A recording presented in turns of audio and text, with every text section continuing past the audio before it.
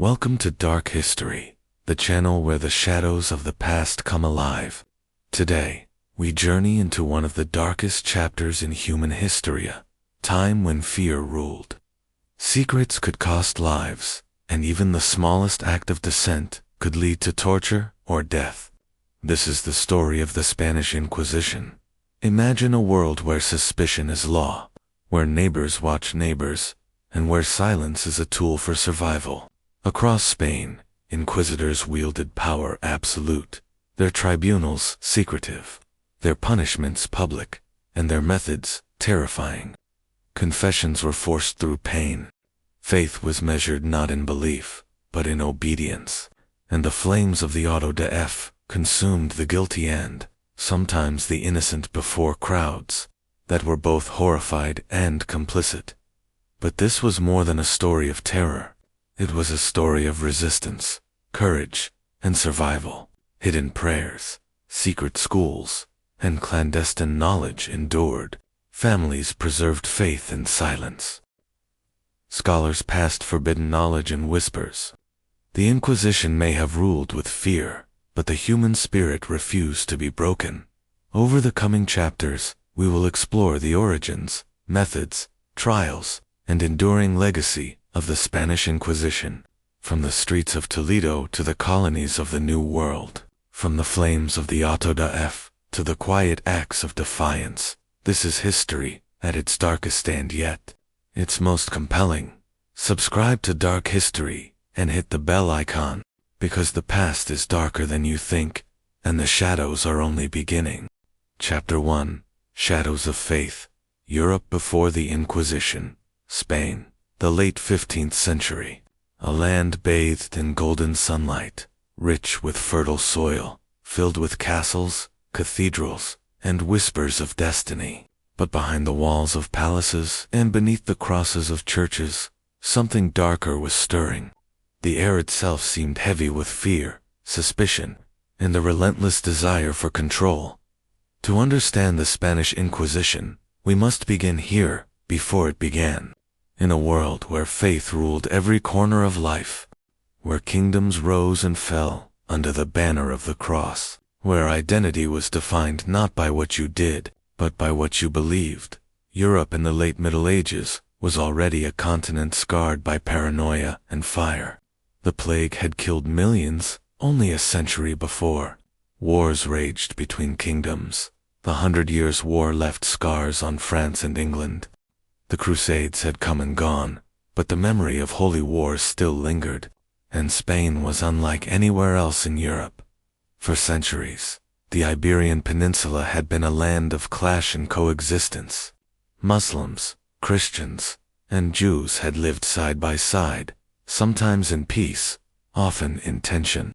Great cities like Córdoba, Granada, and Toledo shined as centers of learning, trade, and culture. Philosophers, poets, and scientists from different faiths worked together, creating a world that was richer than much of Europe. But unity was fragile. Beneath the beauty of convivencia, the coexistence, there was always mistrust, always suspicion, always the shadow of violence. By the 15th century, that fragile coexistence was beginning to collapse. The Reconquista, the centuries-long Christian campaign to reclaim Spain from Muslim rule, was nearing its end. The kingdoms of Castile and Aragon, once divided, had united under the marriage of Ferdinand and Isabella. Together, they dreamed of a Spain united under one crown, one people, and one faith. But unity came at a cost. Diversity was no longer seen as strength, was seen as weakness, as a threat. And in a kingdom obsessed with purity of faith, there was no room for doubt, no room for deviation. The Catholic Church was at the height of its power. It was not only a spiritual authority, but a political weapon. To question the Church was to question God Himself, and in this climate, fear became as powerful as faith. Whispers of heresy spread like fire. Heresy, the ultimate crime, not theft, not murder, but belief. To believe wrongly was to risk your soul and the stability of the entire kingdom, and nothing was more dangerous than neighbors who might not be what they seemed. The Jews of Spain had long been targets of suspicion. Brilliant in trade, medicine, and scholarship, they held positions of influence but were resented for their success. Pogroms had broken out in the 14th century. Entire Jewish communities burned, men, women, and children slaughtered in the name of Christ.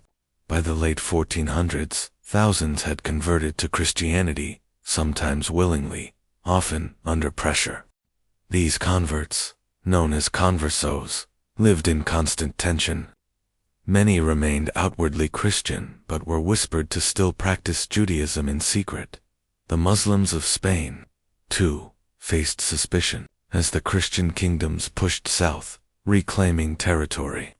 Entire Muslim communities were forced to choose, convert or leave. Some became Moriscos Muslims, who converted to Christianity. Yet, like the conversos, they were always under suspicion. Were they true Christians, or secret followers of Islam, plotting against the crown from within? It was into this climate of fear and doubt that the seeds of the Spanish Inquisition were sown. But before it was ever official, the atmosphere of Spain was already preparing the ground. Imagine walking through the streets of Seville in 1470, the cathedral's tower above you, bells ringing in praise of God.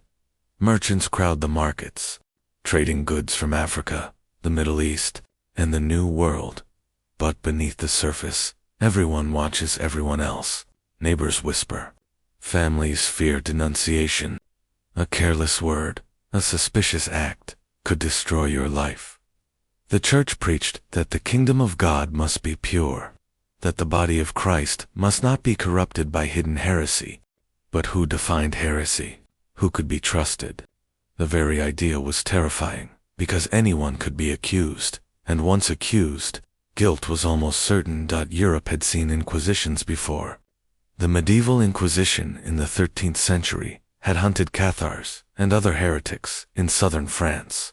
But Spain's Inquisition would become something much darker, much more ruthless. It would not just hunt outsiders. It would turn inward. It would devour its own. At the heart of this storm were Ferdinand and Isabella, the Catholic monarchs. Their marriage had united Castile and Aragon, bringing together two of Spain's greatest powers. Their reign was marked by ambition. They dreamed not only of conquering Granada and completing the Reconquista, but also of building an empire that would rival Rome itself. To do this, they needed unity, and unity, in their eyes, meant eliminating doubt. Religion was not just faith, it was identity, loyalty, and politics, all at once. If a converso, or a Morisco, could not be trusted, then the very fabric of the kingdom was at risk. The monarchs saw danger not in armies, but in whispers, in the secret prayers behind closed doors, in the silent gestures of people who were supposed to be Christians, but might not be. It was in this atmosphere of paranoia and ambition that the Inquisition was born. But in the beginning, no one could have imagined how dark it would become. The Church and the Crown created the Inquisition, not just as a tool of faith, but as a weapon of control. Its mission was simple: root out heresy. But its power was absolute. It could investigate, imprison, torture, and condemn all in the name of God. Trials were secret. Accusers were anonymous. Evidence was twisted, and confessions were often forced to the monarchs. This was justice. To the people, it was terror. The Spanish Inquisition would grow into one of the most feared institutions in history. It would spread across Spain, into its colonies, and last for centuries. It would burn thousands, terrify millions, and leave a shadow that still lingers today. But before all that, before the trials, the torture, the autos.f, there was this moment. The shadows of faith, the whispers of suspicion, the ambition of kings and queens, and the silence of those too afraid to speak. The storm was coming, and Spain would never be the same. As bells rang across Seville and prayers echoed in churches, the people did not yet know what was about to descend upon them. But history remembers. The year was 1478, and the Spanish Inquisition was about to begin. Chapter 2. Birth of the Inquisition. The year was 1478. The crowns of Castile and Aragon were united under Ferdinand and Isabella, the Catholic monarchs. Their marriage had changed Spain forever. Two kingdoms once divided by rivalry now stood as one, with Granada, the last Muslim stronghold in Iberia, still unconquered. And with whispers of false Christians spreading across the land, the monarchs faced a choice. They could rule through tolerance, or they could rule through fear. They chose fear. In November of that year, Pope Sixtus IV granted Ferdinand and Isabella the authority to establish an inquisition within their territories. It was not the first inquisition Europe had ever seen, but this one was different. Unlike the earlier medieval Inquisition, which had been guided by the Church in Rome, the Spanish Inquisition would be under royal control. Ferdinand and Isabella, not the Pope, would command its power. It was a weapon designed not just to purify faith, but to secure political unity. Spain was a land, still shaped by centuries of coexistence. Jews, Muslims, and Christians had once lived side by side, sharing ideas, trade, and culture. But now, in the shadow of the Reconquista, that coexistence was no longer tolerated. For the monarchs, the greatest threat did not come from open Jews or Muslims, but from those who had converted those who claimed to be Christians, but were suspected of secretly clinging to their old beliefs. The conversos, the converted Jews, were the first target. For generations, they had faced violence, discrimination, and many had converted under pressure. Some blended seamlessly into Christian life, rising to positions of power in government, medicine, finance, and law. Their success spread jealousy, and jealousy, in a kingdom obsessed with purity, quickly turned to suspicion. Were these converts truly Christians? Or were they still practicing Judaism in secret, whispering prayers behind closed doors, lighting candles in the dark, eating bread without leaven, as their ancestors had? The same suspicions fell upon the Moriscos, Muslims, who had converted to Christianity. In villages and towns, neighbors watched neighbors. The monarch's dream of unity demanded certainty, and certainty meant surveillance. The Inquisition was born into this atmosphere of paranoia. Its purpose, to investigate, to root out, and to punish those who were not true Christians. But how could one prove faith? Faith was not written on the skin. It was not carved into the flesh. It was invisible, secret, and hidden in the heart. This made it the perfect crime, because anyone could be accused. Anyone could be guilty. The structure of the Inquisition was carefully built. At its head stood the inquisitors, men chosen for their loyalty, their zeal, and their ruthlessness. They answered directly to the crown, not to Rome, in time. The first Grand Inquisitor would be appointed Tomás de Torquemada, a man whose name would become synonymous with terror. But even before Torquemada, the machinery of fear was already taking shape. The process was cloaked in secrecy. When an inquisitor arrived in a town, a 40-day grace period was declared. Citizens were invited to confess their sins and denounce others. It was an invitation drenched in threat. Confess now, or risk worse later. Denunciations poured in, sometimes from enemies, sometimes from jealous neighbors, sometimes from family members eager to save themselves. Suspicion became a weapon. Fear became currency. Once accused, the path was almost always the same. The accused would be arrested, often without warning, and taken to secret prisons. Trials were not public. Evidence was rarely shared. Witnesses remained anonymous. And the goal was not true. It was confession. Torture was not the first step, but it was always waiting in the shadows.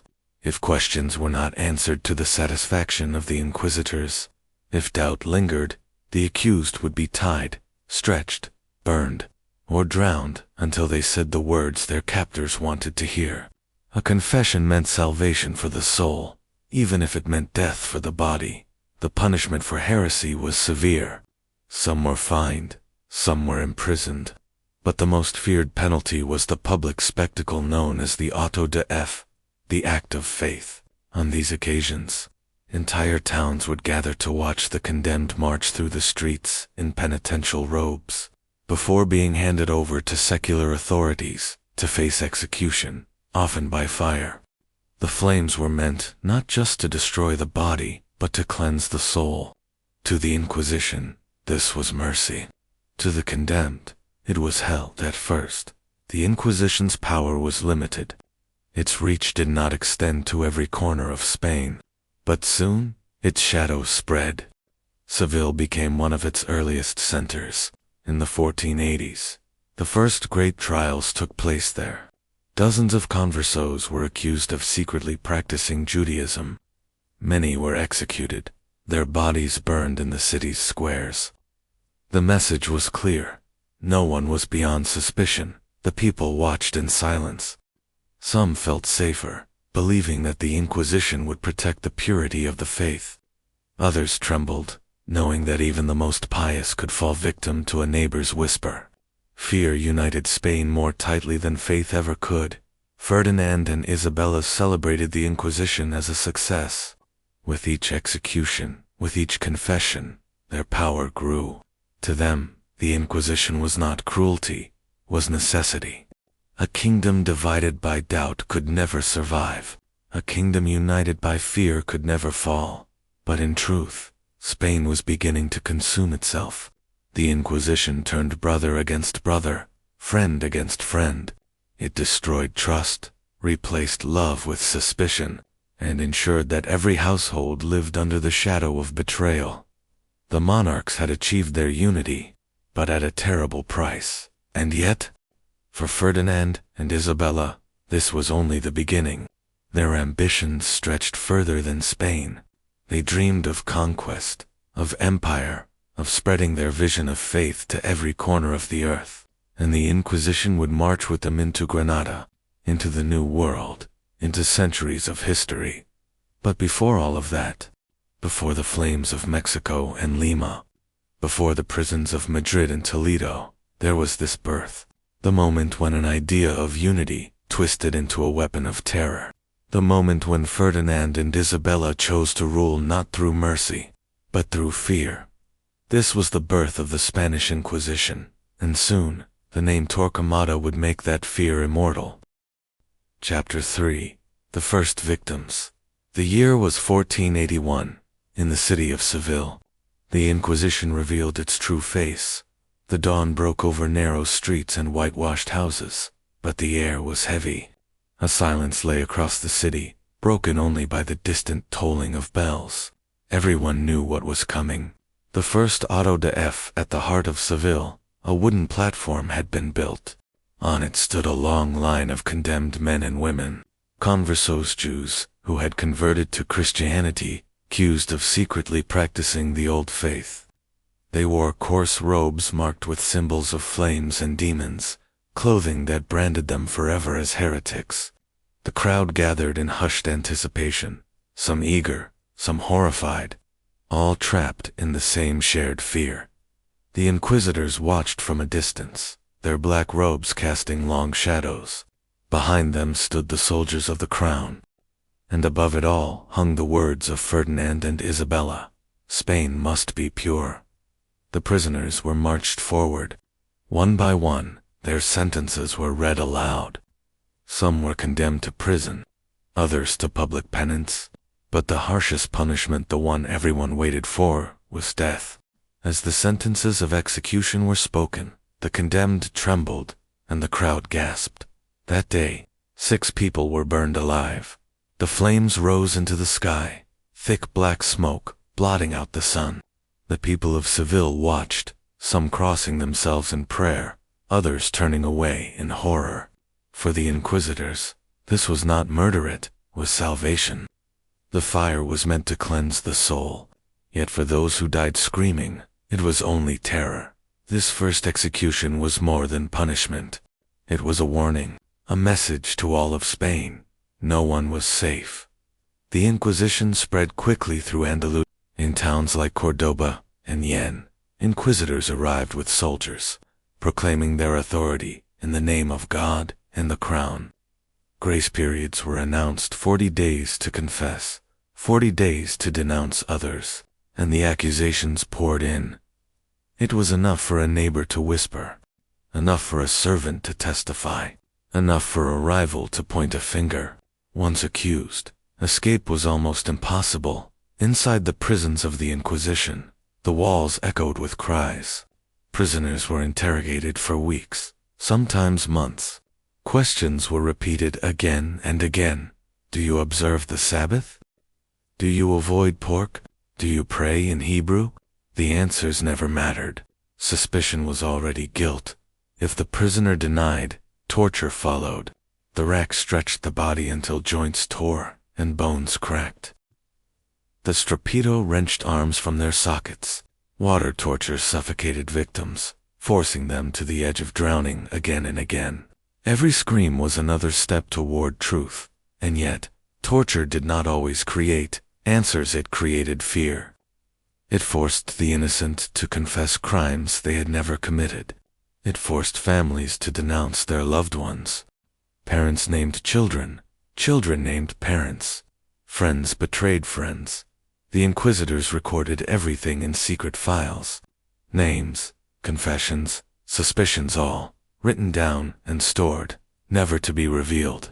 The accused never knew who had spoken against them, never knew what evidence existed. Justice was hidden behind walls. By 1481, nearly 300 people had been executed in Seville alone. By the end of that decade, thousands across Spain would meet the same fate. The flames consumed not just lives, but the spirit of entire communities, for the conversos' life became unbearable.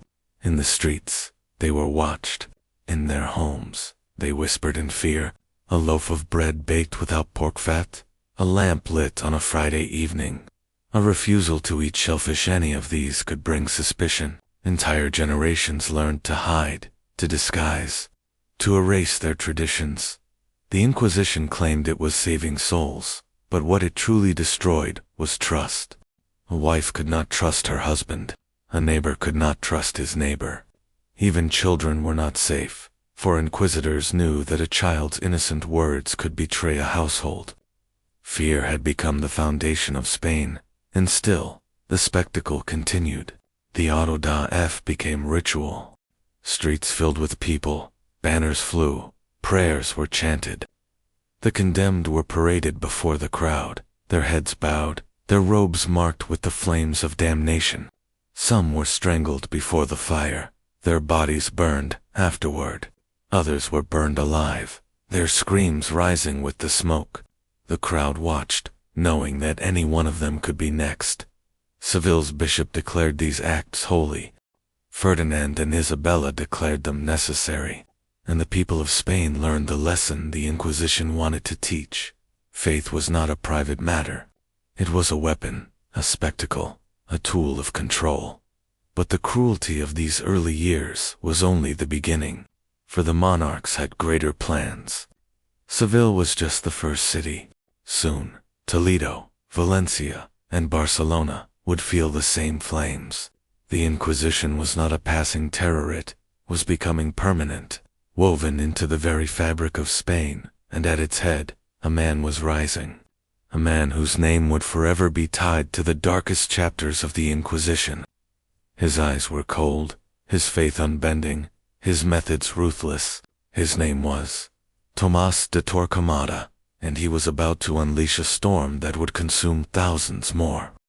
Chapter 4. Torquemada.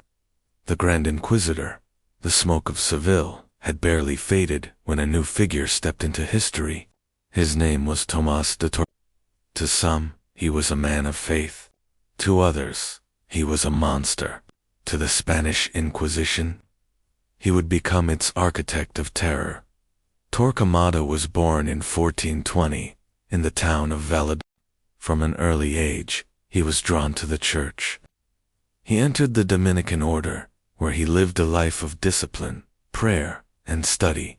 The Dominicans were known as the Hounds of God, men dedicated to rooting out heresy wherever it hid. For Torquemada, this mission became his life's purpose. By the time Ferdinand and Isabella rose to power, Torquemada had already built a reputation for being unbending, incorruptible, and utterly devoted to the purity of the faith. He was a man who saw the world in absolutes, truth or lie, faith or heresy, salvation or damnation. There was no middle ground. When the monarchs looked for someone to lead their new Inquisition, Torquemada's name was at the top of the list. He was not just a priest. He was also Isabella's confessor, the man who guided her soul. His influence over the queen was unmatched, and through her, his influence stretched to the very heart of the Spanish crown. In 1483, Torquemada was appointed the first Grand Inquisitor of Castile and Aragon. His power was vast. He could summon inquisitors, direct trials, and oversee punishments. He answered not to Rome, but to the monarchs themselves. With this authority, he began to shape the Inquisition into the terrifying machine it would become.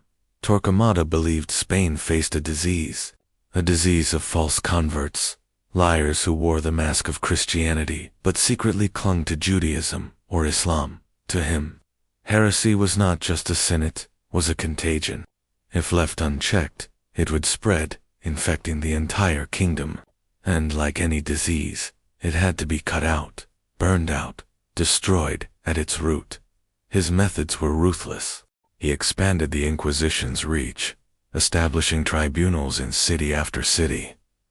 Toledo, Valencia, Saragossa, Barcelona.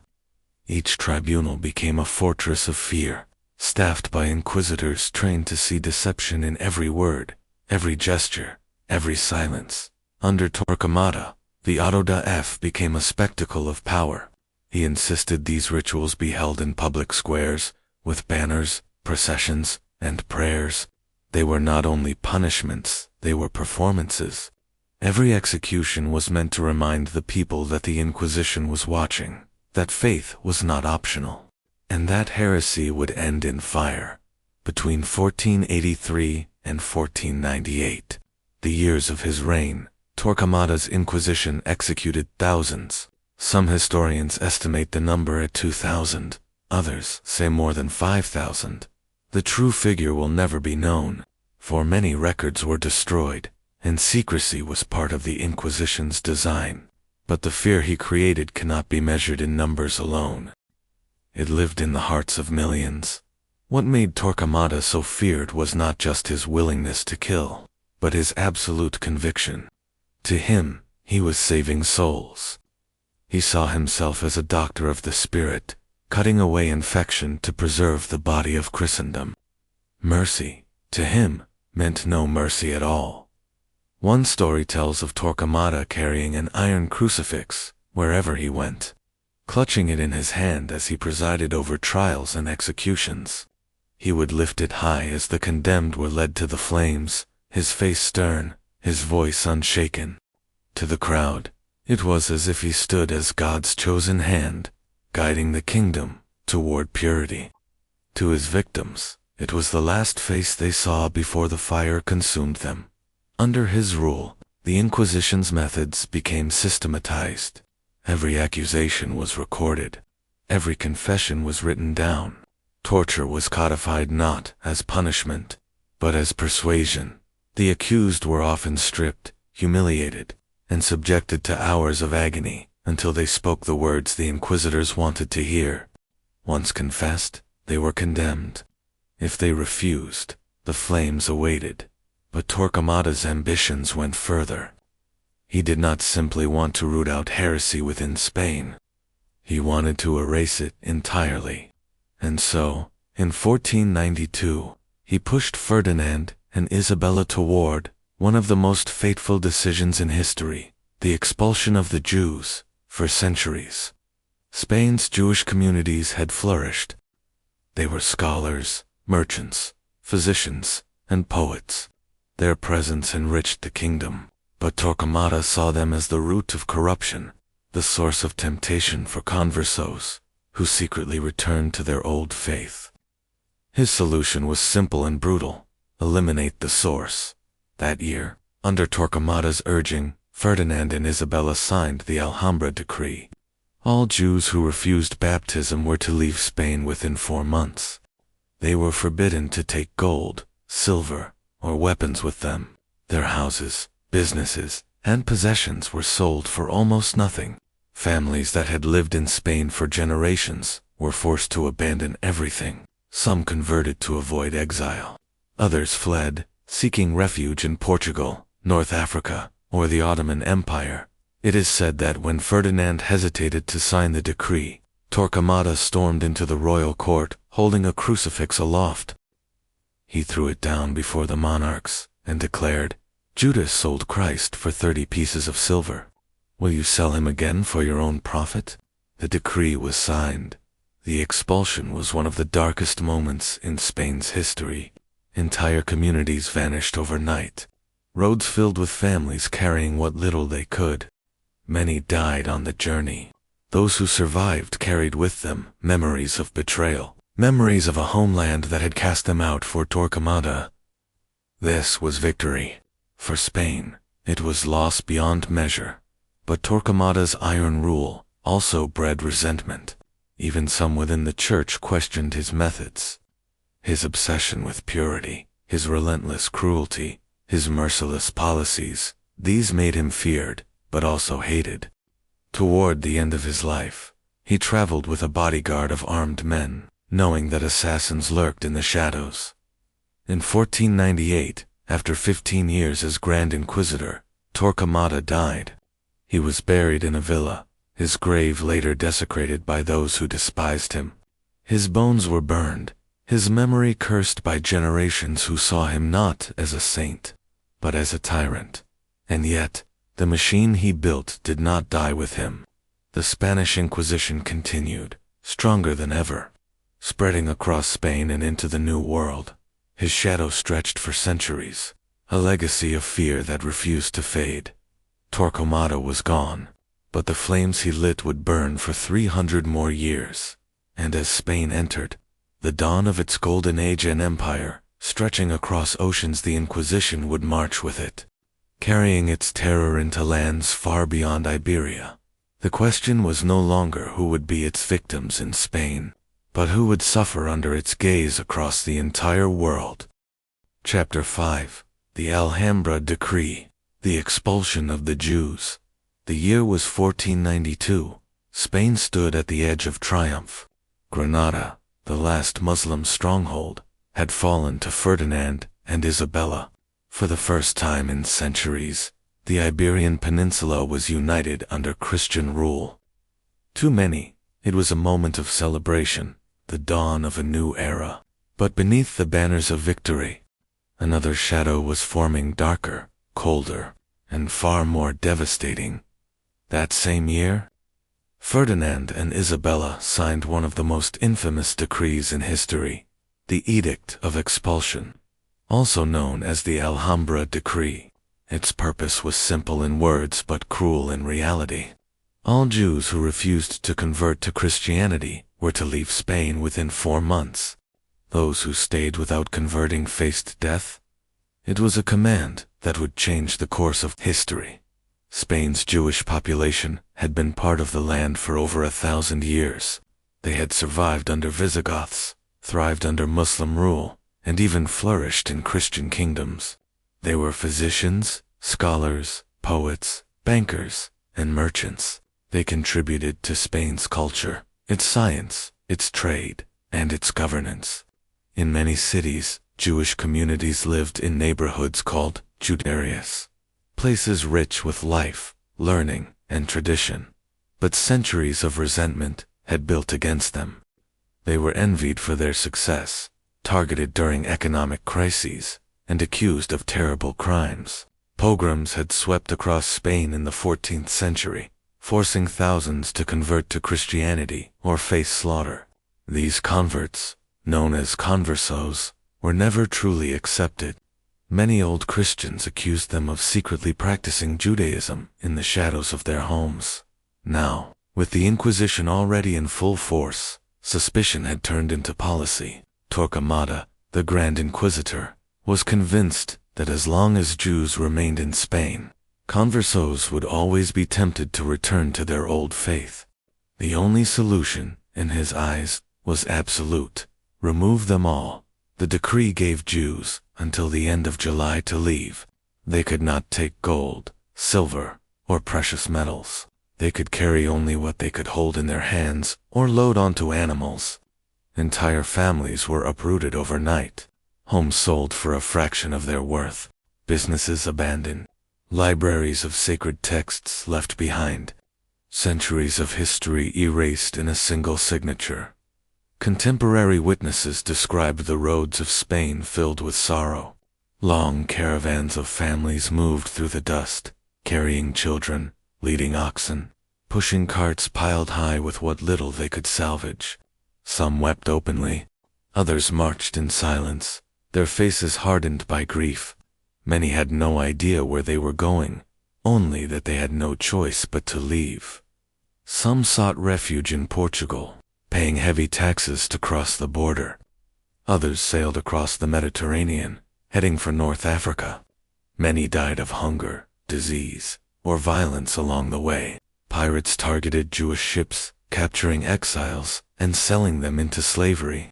Even those who found safety often arrived destitute, strangers in foreign lands, their wealth stolen, their roots severed. The decree was not just an act of cruelty, it was also an act of self-destruction. Spain lost thousands of its most educated, most skilled, and most creative people. Doctors, scholars, artisans, and traders vanished from its cities. The kingdom that dreamed of greatness had cut out a vital part of itself, and yet, for Ferdinand and Isabella, this was a victory. They believed they had purified their land. They believed they had won God's favor. That same year, Christopher Columbus set sail across the Atlantic with their blessing, beginning the Spanish conquest of the New World.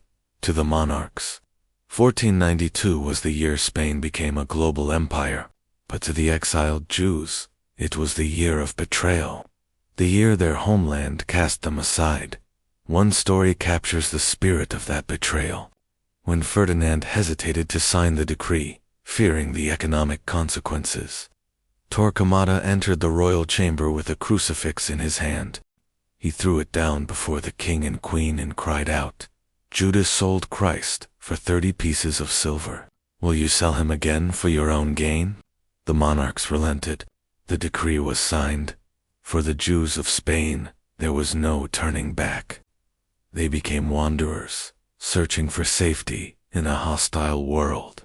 Some found refuge in the Ottoman Empire, where Sultan Bayezid II welcomed them, mocking Ferdinand and Isabella for casting away such valuable subjects. Others struggled in Europe, where suspicion and persecution followed them. Their exile became a defining memory, passed down through generations as a wound that never healed. The Inquisition, meanwhile, celebrated. With the Jews expelled, the conversos who remained were now isolated, easier to watch, easier to accuse, easier to burn. The Inquisition's power grew stronger, its grip on Spain tighter. But even as Spain rid itself of one community, another still remained, the Muslims of Granada. They had surrendered the city with promises of religious freedom, but promises are easily broken. Soon, they too would feel the weight of the Inquisition's fire. The Alhambra decree was not the end. It was only the beginning, and as Spain built its empire across oceans and continents, the Inquisition would follow, carrying its terror not just through Iberia, but across the entire world. Chapter 6. The Fate of the Muslims, Granada. 1492. The last red banners of the Nasrid dynasty fell from the Alhambra, and with their surrender, Spain was united under the Catholic monarchs. The Muslims who had ruled southern Iberia for centuries were promised protection, freedom of worship, and the right to continue their traditions. But promises in the shadow of the Inquisition were fragile, easily broken. At first, life in Granada seemed peaceful. Mosques remained, Scholars continued their work, and families carried on their customs quietly, but the flames of suspicion were already licking at their doors. The Inquisition, already established in Castile and Aragon, soon turned its gaze south. It was no longer enough to convert Jews. Now, the Moriscos Muslims who had accepted Christianity under duress became targets. The church and the crown demanded more than outward submission. They required absolute loyalty, public proof of faith, and the erasure of old identities. To the inquisitors, a hidden prayer, a secret fast, or even a whispered phrase in Arabic could be evidence of heresy. Fear became constant. Homes were searched, children questioned, even casual gestures could trigger suspicion. The first Moriscos were accused of secretly practicing Islam. Informants, paid by the church or motivated by jealousy, came forward with their claims. Families were torn apart. Fathers denounced sons, wives denounced husbands, servants denounced masters. Once accused, the accused faced imprisonment, interrogation, and torture. Torture was methodical and merciless. Water poured over cloth, covering the face until the lungs burned and the victim gasped for air. The rack stretched joints, the stropetto dislocated shoulders, and the iron chair of pain forced victims into impossible positions for hours. These were not acts of cruelty for cruelty's sake. They were meant to extract confessions, to root out heresy from the very soul. Public executions followed. The auto da fe became a warning to all. Submission to the crown and the church was absolute, and any deviation would meet with fire. In cities like Cordoba and Valencia, Moriscos were paraded in penitential robes, branded as heretics before being handed over to the flames. The crowds, once celebrating conquest, now witnessed terror. The boundaries between faith and fear had blurred. Yet, even as the Inquisition tightened its grip, the Moriscos resisted in small ways. Secret schools taught Arabic and Islamic texts. Hidden rooms and private homes became places for prayer. Families whispered to each other in their mother tongue, preserving traditions that the Inquisition sought to erase. These acts of quiet defiance were dangerous, and discovery often meant death. Ferdinand and Isabella saw these conversions as a political necessity. They believed that a unified Spain could only survive under one crown, one law, and one faith. The Moriscos' presence, even if outwardly Christian, threatened the vision of a homogeneous kingdom, and so the pressure increased. Those who had not fully abandoned Islam were punished. Those who resisted conversion were exiled or executed. By the early 16th century, thousands of Moriscos had been forcibly baptized. Still, suspicion lingered. The crown could never know if their faith was genuine. The Inquisition, now deeply entrenched in the Spanish legal system, ensured that every deviation was punished, every doubt investigated. Fear had become a weapon, wielded not just to punish the guilty, but to control the entire population. The expulsion of Muslims from Spain, which would come decades later, was rooted in these early campaigns of suspicion and enforcement. Families who had lived in Granada for generations were uprooted, their homes and lands seized, their culture erased. They scattered across North Africa and the Ottoman Empire, carrying memories of a homeland that had turned against them. But during these early years, the Inquisition did more than punish. It also sent a clear message. Spain's unity depended on conformity. Diversity, once celebrated as convivencia, was now a threat. Difference was dangerous. Any hint of non-Christian belief was not tolerated. The state, allied with the church, would intervene, and intervention often meant fire. This terror was not limited to Granada. Across Castile and Aragon, whispers of heresy haunted every street. The Inquisitors' reach was vast. No one could be entirely safe, not even the most loyal Christian. Fear became a language all Spaniards understood. The Inquisition had created a society in which survival depended on vigilance. obedience, and the silencing of curiosity. And yet, resistance persisted, quietly and invisibly. Secret gatherings, hidden prayers, and forbidden texts became lifelines for those who refused to abandon their faith entirely. These acts of defiance, though small, fed the inquisitors' paranoia. Every whisper, every rumor, every suspicious gesture could lead to arrest. The Spanish Inquisition had created not only fear, but also a society of spies, informants, and betrayals. In Granada, families clung to hope. Scholars preserved knowledge in secret. Artisans hid their traditions. And across the kingdom, the Inquisition's gaze widened, reaching not only Jews and Muslims, but also Christians whose beliefs were deemed unorthodox. The Spanish crown and the church were now fully aligned. Political power and religious authority had fused into a single terrifying force. The Inquisition was no longer just a tool, it was a machine, unstoppable, merciless, and absolute. By the dawn of the 16th century, Spain had achieved the unity the monarchs desired, but the cost was staggering. Trust destroyed, diversity erased, and fear implanted into the hearts of every citizen. Families lived in constant tension, neighborhoods whispered in silence, and the Inquisition's shadow stretched across every city, every town, every home. Yet the Moriscos continued to resist, and the more the Inquisition tightened its grip, the more ingenious the resistance became. Hidden schools, secret prayers, and forbidden books persisted as acts of quiet rebellion. The stage was set for decades of tension, suspicion, and terror, a pattern that would repeat itself across generations.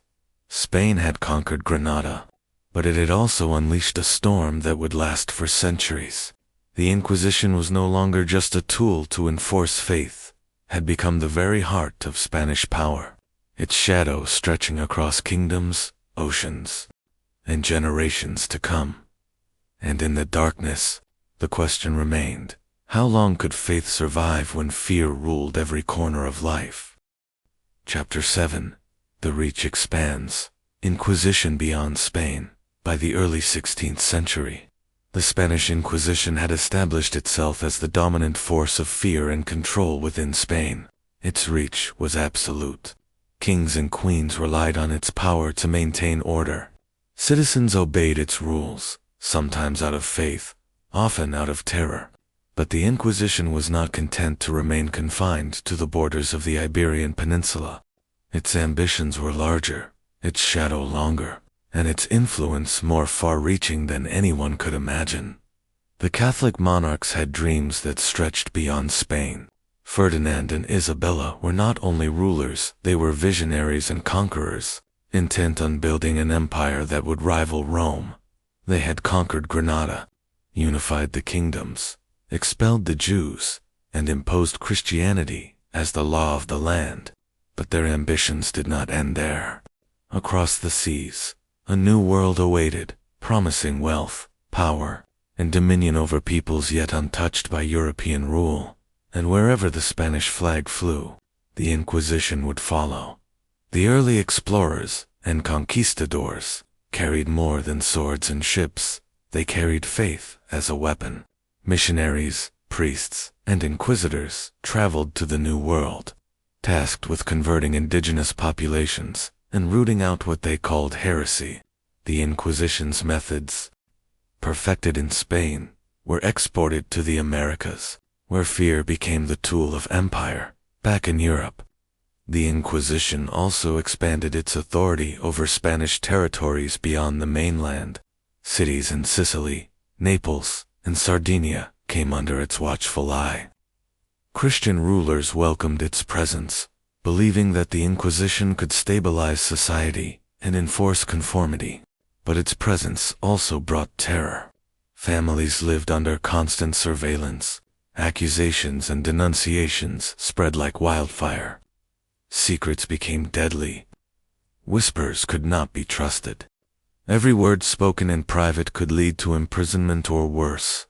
The Inquisition was a self-propagating force. As fear spread, so did denunciation. Ordinary citizens became informants, reporting neighbors, friends, even relatives, to the inquisitors. Some were motivated by greed, hoping to seize the property of the accused. Others sought revenge, punishing perceived slights under the guise of religious duty. The inquisitors encouraged this system, knowing that paranoia strengthened their power. Even the church itself could not escape scrutiny. Heretical ideas, or even mild criticisms of doctrine, were punishable. Scholars, writers, and artists tread carefully, aware that a misstep could mean arrest, torture, and death. Spain's intellectual life became a minefield, where curiosity could be fatal. Fear, once a tool, had become the very fabric of society. Torquemada's successors continued his methods with relentless zeal. Tribunals multiplied, stretching the reach of the Inquisition to towns, villages, and even remote rural areas. Every corner of Spain fell under its gaze. It was impossible to live a private life. Every act, every word, every gesture was subject to suspicion. By now, the Inquisition had developed a terrifying efficiency. Prisoners were interrogated in standardized procedures. Torture was formalized and codified. Confessions were recorded and filed. Trials were secret, accusations anonymous, and sentences final. No appeal could overturn the Inquisitor's judgment. Justice, in this system, was not about truth, it was about control. The auto da fe, once a rare spectacle, became a routine tool of terror. Entire communities gathered to witness the condemned march in penitential robes. The inquisitors read sentences aloud. The guilty were executed, burned at the stake, or handed to secular authorities. The crowd, forced to watch, learned obedience. The flames were not only a punishment, they were a warning to anyone who dared to deviate from orthodoxy. By mid-century, the Inquisition's expansion created a climate of widespread fear across Spanish territories. Scholars in Toledo whispered their questions in private. Merchants in Valencia hesitated to trust their partners. Families in Seville and Granada lived with constant suspicion. Even loyal Christians knew that one careless remark could be construed as heresy. Spain had become a society held hostage by fear, where obedience was enforced not only by law, but by terror itself. The Inquisition also targeted marginalized groups. Conversos and Moriscos remained under suspicion, but other individuals could be accused as well. Homosexuality, blasphemy, and superstition became grounds for investigation. Witchcraft and pagan practices, real or imagined, were punished with severity. The Inquisition had grown beyond a religious tribunal. It was now the instrument of total control over society. As the Inquisition's reach expanded, so too did its methods of surveillance. Informers were everywhere. Neighbors watched neighbors. Children were interrogated in schools. Families were broken apart. The inquisitors wielded fear like a weapon, and the population learned quickly that survival meant vigilance, silence, and compliance across the ocean. In the New World, the Inquisition's influence began to take root. Spanish colonies were built not only on conquest, but on religious conformity. Priests and inquisitors enforced orthodoxy among indigenous populations, ensuring that resistance to Christianity was punished. Knowledge, culture, and belief were suppressed in the name of faith. The machinery of terror was exported, laying the groundwork for centuries of oppression. And yet, even as the Inquisition expanded, so did resistance. In Spain, secret prayers, hidden books, and clandestine worship persisted. Across the Atlantic, indigenous peoples resisted conversion and maintained elements of their spiritual traditions. The Inquisition was powerful, but it was not absolute. Fear could control bodies, but it could not entirely control the mind. By the end of the 16th century, the Spanish Inquisition had become one of the most feared institutions in Europe. Its reach extended beyond Spain, across continents and generations. Families were destroyed, communities scattered, cultures erased, and still, its power continued to grow. Spain was united. The crown was strong. The church was supreme, and the Inquisition was unstoppable. But fear has a way of creating its own enemies. Whispered defiance, secret prayers, and hidden knowledge persisted in the shadows, and for every person burned at the stake, countless others plotted ways to survive, resist, and endure. The Inquisition had expanded its reach, but it could never completely extinguish the human spirit, and in the darkness, a chilling thought lingered. How long could a kingdom thrive when its very foundation was built on terror? Chapter 8. Methods of Terror, Torture, and Trial. The Spanish Inquisition was not content with whispers and suspicion alone. Its power lay in its methods, designed not only to punish, but to instill terror, to dominate minds, and to ensure obedience. In towns across Spain, fear became as real as fire and iron. At the heart of the Inquisition were the tribunals. Each city, each region, had its own inquisitorial court. The tribunals were cloaked in secrecy. The accused often had no idea who had denounced them. The inquisitors asked questions in hushed rooms, shadows stretching across cold stone walls. Every gesture, every hesitation, every word could be twisted into evidence of heresy. The process began with accusation. Sometimes it was anonymous. Sometimes it came from a neighbor, a friend, or even a family member. And once accused, the individual's fate was almost entirely in the hands of the inquisitors. Denial did not ensure safety.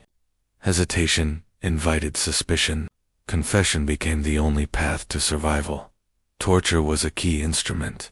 It was methodical, precise, and codified. The inquisitors did not inflict pain indiscriminately. They used it to extract confessions, to make the accused speak the words that would justify their doom. Yet the methods were brutal. One of the most infamous techniques was the strapado. Victims were hung by their wrists, which were tied behind their backs. Then, they were lifted and dropped repeatedly, the force wrenching shoulders from their sockets. The agony was immense. Broken bones, torn ligaments, and the constant terror of falling again forced confessions from even the strongest. Another method was the water torture, or a cloth was placed over the face, and water was poured until the prisoner felt suffocated. The sensation of drowning, repeated over and over, broke the mind as well as the body. Victims would scream, plead, and eventually say anything to stop the pain. The iron chair was equally terrifying. The accused sat in a rigid metal chair, often lined with spikes that dug into the flesh, bound in place, sometimes with fire heated beneath the chair. Prisoners were immobilized and tortured until confession emerged. Pain was a teacher, and the inquisitors were determined instructors. Yet torture was not always physical. Psychological terror was just as powerful. The accused were often held in darkness for days, deprived of food and water, forced to listen to the screams of others, or made to watch the torture of neighbors. Isolation, fear, and uncertainty broke minds long before the flames touched flesh. Trials were no sanctuary. They were formalities, performed not to seek truth but to legitimize the inquisitors' decisions. Witnesses were anonymous. Evidence was often fabricated. The accused could not defend themselves. Silence was taken as guilt. Every confession, often extracted under torture, became proof of heresy. Punishments were public and horrifying. The auto da fe, the act of faith, was the climax.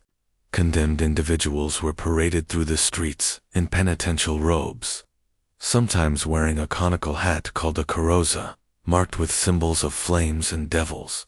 The crowds watched as the accused were handed to secular authorities for execution. Burning at the stake was common, though some were strangled before the flames. Their bodies consumed afterward. The public nature of these punishments served a purpose beyond retribution. They were warnings. Spectators learned that deviation from orthodoxy meant death. Faith, obedience, and silence became inseparable. Fear spread not just through the victims, but through the entire population. Families watched neighbors burn, knowing that any one of them could be next. Torture and trial were not limited to Jews or Moriscos. Conversos, those suspected of false Christian practices, faced the same methods. Even devout Christians could be accused if they deviated from official teachings. Homosexuality, blasphemy, superstitions, pagan practices all became punishable under inquisitorial law. Spain became a land where survival depended on vigilance, obedience, and the careful control of every thought, word, and action. The inquisitors themselves were trained to see deception everywhere. They watched for gestures, for hesitations, for subtle changes in speech. A simple cough, a glance, a pause, could be interpreted as guilt. Fear became so ingrained that people began to police themselves, afraid of attracting attention. Trust evaporated. Families became suspicious of each other. Neighborhoods were torn apart. Society itself became a weapon of control. The reach of the Inquisition grew beyond Spain. When Spanish territories expanded into the New World, the methods were exported. Indigenous populations faced similar trials, torture, and forced conversion. Knowledge, culture, and belief were suppressed. The machinery of terror, perfected in Spain, became a tool of empire, spreading fear across continents. Yet resistance persisted. Hidden prayers, secret schools, and private worship continued. People learned to survive in shadows, to mask their beliefs, and to navigate a society designed to trap them. Fear ruled, but it could not entirely erase the human spirit. By the late 16th century, the Inquisition had perfected its techniques. Fear, torture, and trial had become inseparable parts of Spanish society. Its methods were cruel, efficient, and systematic. They were designed not merely to punish the guilty, but to instill terror, maintain control, and enforce conformity. And the more fear spread, the stronger the Inquisition became. Its shadow stretched across Spain and beyond, a reminder that in a world ruled by suspicion and fire, survival required obedience, silence, and vigilance. But even as the Inquisition perfected its methods, cracks began to appear. Secret defiance persisted. Hidden knowledge survived, and in the shadows, the seeds of resistance waited for the right moment to grow. The Spanish Inquisition was a machine of terror. Its methods were cruel, its reach vast, and its power nearly absolute. Yet even absolute power could not extinguish hope, and in the darkness, one question lingered. How long could fear alone sustain an empire? Chapter 9. Prominent Trials and Famous Cases. By the turn of the 16th century, the Spanish Inquisition had become more than a force of fear. It had become a spectacle. Every accusation, every trial, every sentence carried the weight of history. Yet while thousands faced anonymous accusations and silent deaths, some cases would capture the attention of Spain and the wider world, leaving stories that echo to this day. Among the first prominent cases were the Conversos of Toledo. These were families of Jewish origin who had converted to Christianity, yet suspicion hung over them like a shadow. In 1490, dozens were accused of secretly practicing Judaism. Witnesses testified in hushed, trembling tones. Parents were accused of teaching children the forbidden prayers. Husbands were accused of gathering in secret for feasts forbidden by the church. The inquisitors presided with cold, unyielding authority. Confessions were extracted through torture, their cries echoing against stone walls. Those found guilty were burned at the stake, their ashes scattered to the wind. Families were destroyed, and the city learned, once again, the full power of fear. One of the most infamous early cases involved a woman named Francisca de Medina. She was accused of practicing witchcraft, an accusation that had become intertwined with the Inquisition's broader aim to suppress unorthodox practices. Francisca was a healer, a midwife, and a herbalist. In a world dominated by men and the church, her knowledge was dangerous. Witnesses accused her of using herbs to curse others, of communicating with spirits, and of secretly venerating pagan gods. The tribunal did not wait for proof. Her confession, extracted under water torture, sealed her fate. Francisca was executed in a public auto-da-fe, her life a warning to women, scholars, and healers alike. Another famous trial involved a man named Alonso de Salazar.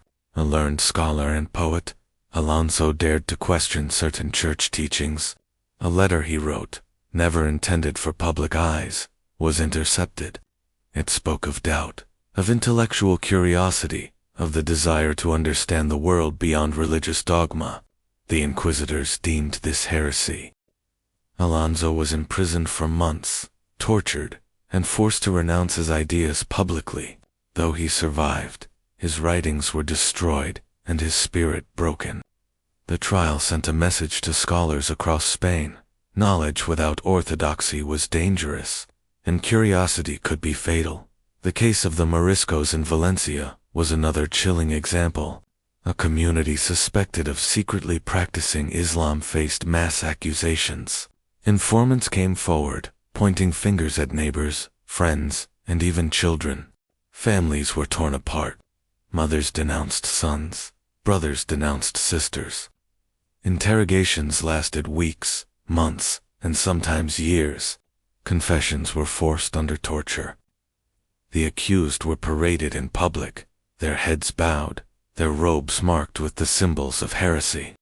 Those found guilty were executed, and the survivors lived under constant scrutiny. Fear became a daily companion. In the New World, the Inquisition also sought famous victims. Indigenous leaders, who had maintained their faith and culture despite Spanish conquest, were accused of idolatry and heresy. Temples were destroyed, sacred objects confiscated, and rituals outlawed. Some leaders were executed publicly to set an example.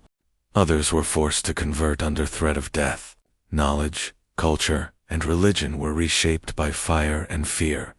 The Inquisition's reach was global, and its methods were consistent. Surveillance, accusation, torture, and punishment. One particularly infamous trial in Seville involved a merchant named Diego de Almeida. Diego had converted from Judaism to Christianity decades earlier, but was accused of secretly observing Jewish rituals. His wealth and influence had made him enemies, and accusations soon followed. The tribunal interrogated him for weeks. He was subjected to the Stripado water torture and psychological torment. Despite confessing only to survive, Diego was condemned. His execution was public, and the Inquisition confiscated his property, enriching the crown and rewarding informants. His trial became a warning to all who wielded influence without complete loyalty to the Church. The Inquisition also targeted women in extraordinary numbers. They were accused of witchcraft, heresy, or improper religious behavior. In many cases, accusations arose from jealousy, greed, or societal fear. Women were often vulnerable. Their knowledge of healing, herbs, and domestic matters recast as heresy. Those accused faced torture, humiliation, and death. Their cases became symbols of both fear and power, showing that even those marginalized in society could become targets of one of history's most ruthless institutions. Across Spain, these trials became public events. Crowds gathered to witness the accused paraded through the streets in penitential robes, wearing the pointed carroza, marking their crimes. The inquisitors read sentences aloud, the condemned handed to secular authorities, and the flames consumed them. The auto-da-fe was both punishment and spectacle, a terrifying theater that reinforced obedience through horror. Yet, for all its brutality, the Inquisition relied on psychology as much as fire. The threat alone was often enough to extract confession or ensure compliance. Communities were fractured, families turned against each other. Children feared their parents, and neighbors lived in suspicion. Spain had become a nation where fear dictated behavior, and loyalty to the Church was enforced, not just by law, but but by terror itself. The famous cases of the Spanish Inquisition reveal not only its cruelty, but also its efficiency. By targeting high-profile individuals, scholars, wealthy merchants, religious leaders, the inquisitors sent a message to society. No one was untouchable. Power, wealth, intelligence, and influence offered no protection against suspicion and accusation. The flames of the Inquisition spared no one. Even as the 16th century progressed, the trials grew in number and notoriety. Inquisitors extended their reach to Spain's colonies, enforcing orthodoxy and punishing deviation. The fear that had begun in Seville, Toledo, and Granada now traveled across oceans, carried by priests, conquistadors, and colonial authorities. The Inquisition had become a global machine of terror, and yet, even in this climate of fear, resistance endured. Secret prayers, hidden texts, clandestine rituals, and whispered conversations persisted. Knowledge survived in shadows. Faith endured in secret. And while the inquisitors sought to dominate every aspect of life, the human spirit found ways to survive. Spain had become a land of terror. Its people lived under the constant gaze of the Inquisition. Its flames and instruments of torture, a reminder of what awaited those who deviated from orthodoxy. In the famous trials, though only a fraction of the total, demonstrated the terrifying efficiency and reach of this institution. The stage was set for decades of persecution. The Inquisition would continue to expand, its methods perfected, its influence entrenched, and as it grew, the question remained: how many more lives would be destroyed before the fire finally died? The flames of the past still burned, and the shadows of the Inquisition stretched across Spain, leaving a chilling legacy that would last centuries. Chapter 10: The Inquisition in the New World. Fear beyond Spain. As Spain expanded its empire across oceans, the reach of the Inquisition followed closely behind. Ships carried not only soldiers, settlers, and merchants, but also priests and inquisitors, tasked with ensuring that the crown's vision of religious purity was imposed across the lands of the New World. For the indigenous peoples, this arrival was as devastating as the arrival of conquistadors, for it brought a new terror on invisible, pervasive force that controlled thought, behavior, and belief. In the Americas, the Inquisition was established to maintain religious orthodoxy among Spanish settlers and to oversee the conversion of indigenous populations. The first tribunals appeared in Mexico and Lima, spreading quickly to other colonies.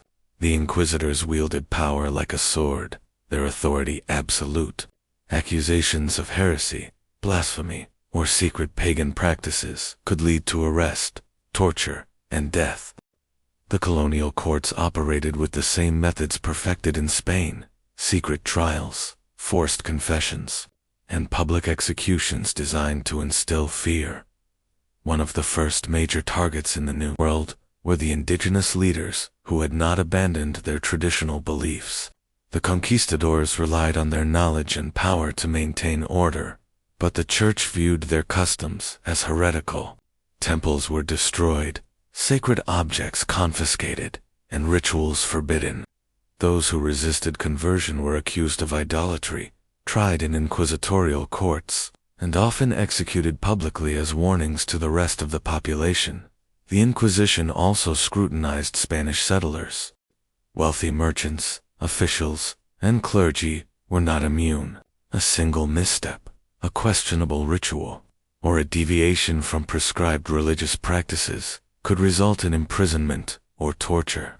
The tribunals encouraged informants, turning communities into networks of fear where neighbors watched neighbors, and silence was a tool for survival. Torture remained central to the process. The Strapado water torture and iron chair were employed to extract confessions from accused heretics. Physical pain was combined with psychological terror. Prisoners were isolated, deprived of food and light, and made to witness the agony of others. Fear became a weapon as effective as any sword. breaking even the strongest wills. One notorious case in Mexico City involved a Spanish settler named Juan de Morales. He had openly questioned the legitimacy of certain church practices and expressed doubt about the forced conversion of the indigenous population. He was arrested, tortured, and coerced into confessing heretical intentions. Juan's trial was publicized to deter others. He was sentenced to execution, and his property confiscated. The message was clear: not even Europeans could escape the watchful eyes of the Inquisition in the colonies. Indigenous populations faced unique challenges. Their customs, religion, and knowledge of the land were all considered dangerous by inquisitors. Secret ceremonies were punished as witchcraft. Shamans and spiritual leaders were accused of heresy and executed, their sacred knowledge destroyed. Indigenous families learned quickly to hide their beliefs. Children were taught in secret, and rituals were performed in shadows. Survival required obedience, silence, and cunning. The Inquisition in the New World also functioned as a tool of imperial control. By enforcing religious orthodoxy, it reinforced Spanish dominance. Fear kept both settlers and indigenous populations in line. Knowledge, culture, and personal freedom were suppressed. The machinery of terror ensured that Spain's empire was not only politically powerful, but ideologically absolute. Across Lima, Mexico City, and Cartagena, prisons filled with accused heretics. Torture chambers echoed with screams, confessions were extracted under duress, and executions were carried out in public squares. The psychological impact was enormous. Entire communities learned to self-police, to monitor speech and action, and to conform. Fear became ingrained, a mechanism of control that extended the reach of the Inquisition far beyond Spain's shores. Even subtle deviations were punished. Speaking an indigenous language in forbidden contexts, maintaining traditional attire, or performing ancestral rituals could result in accusations. Families lived in constant tension, teaching children to hide knowledge and faith. Informants were everywhere, and anonymity made denunciations impossible to trace. The Inquisitors' reach was invisible but omnipresent, yet resistance endured. Indigenous people preserved rituals in secret.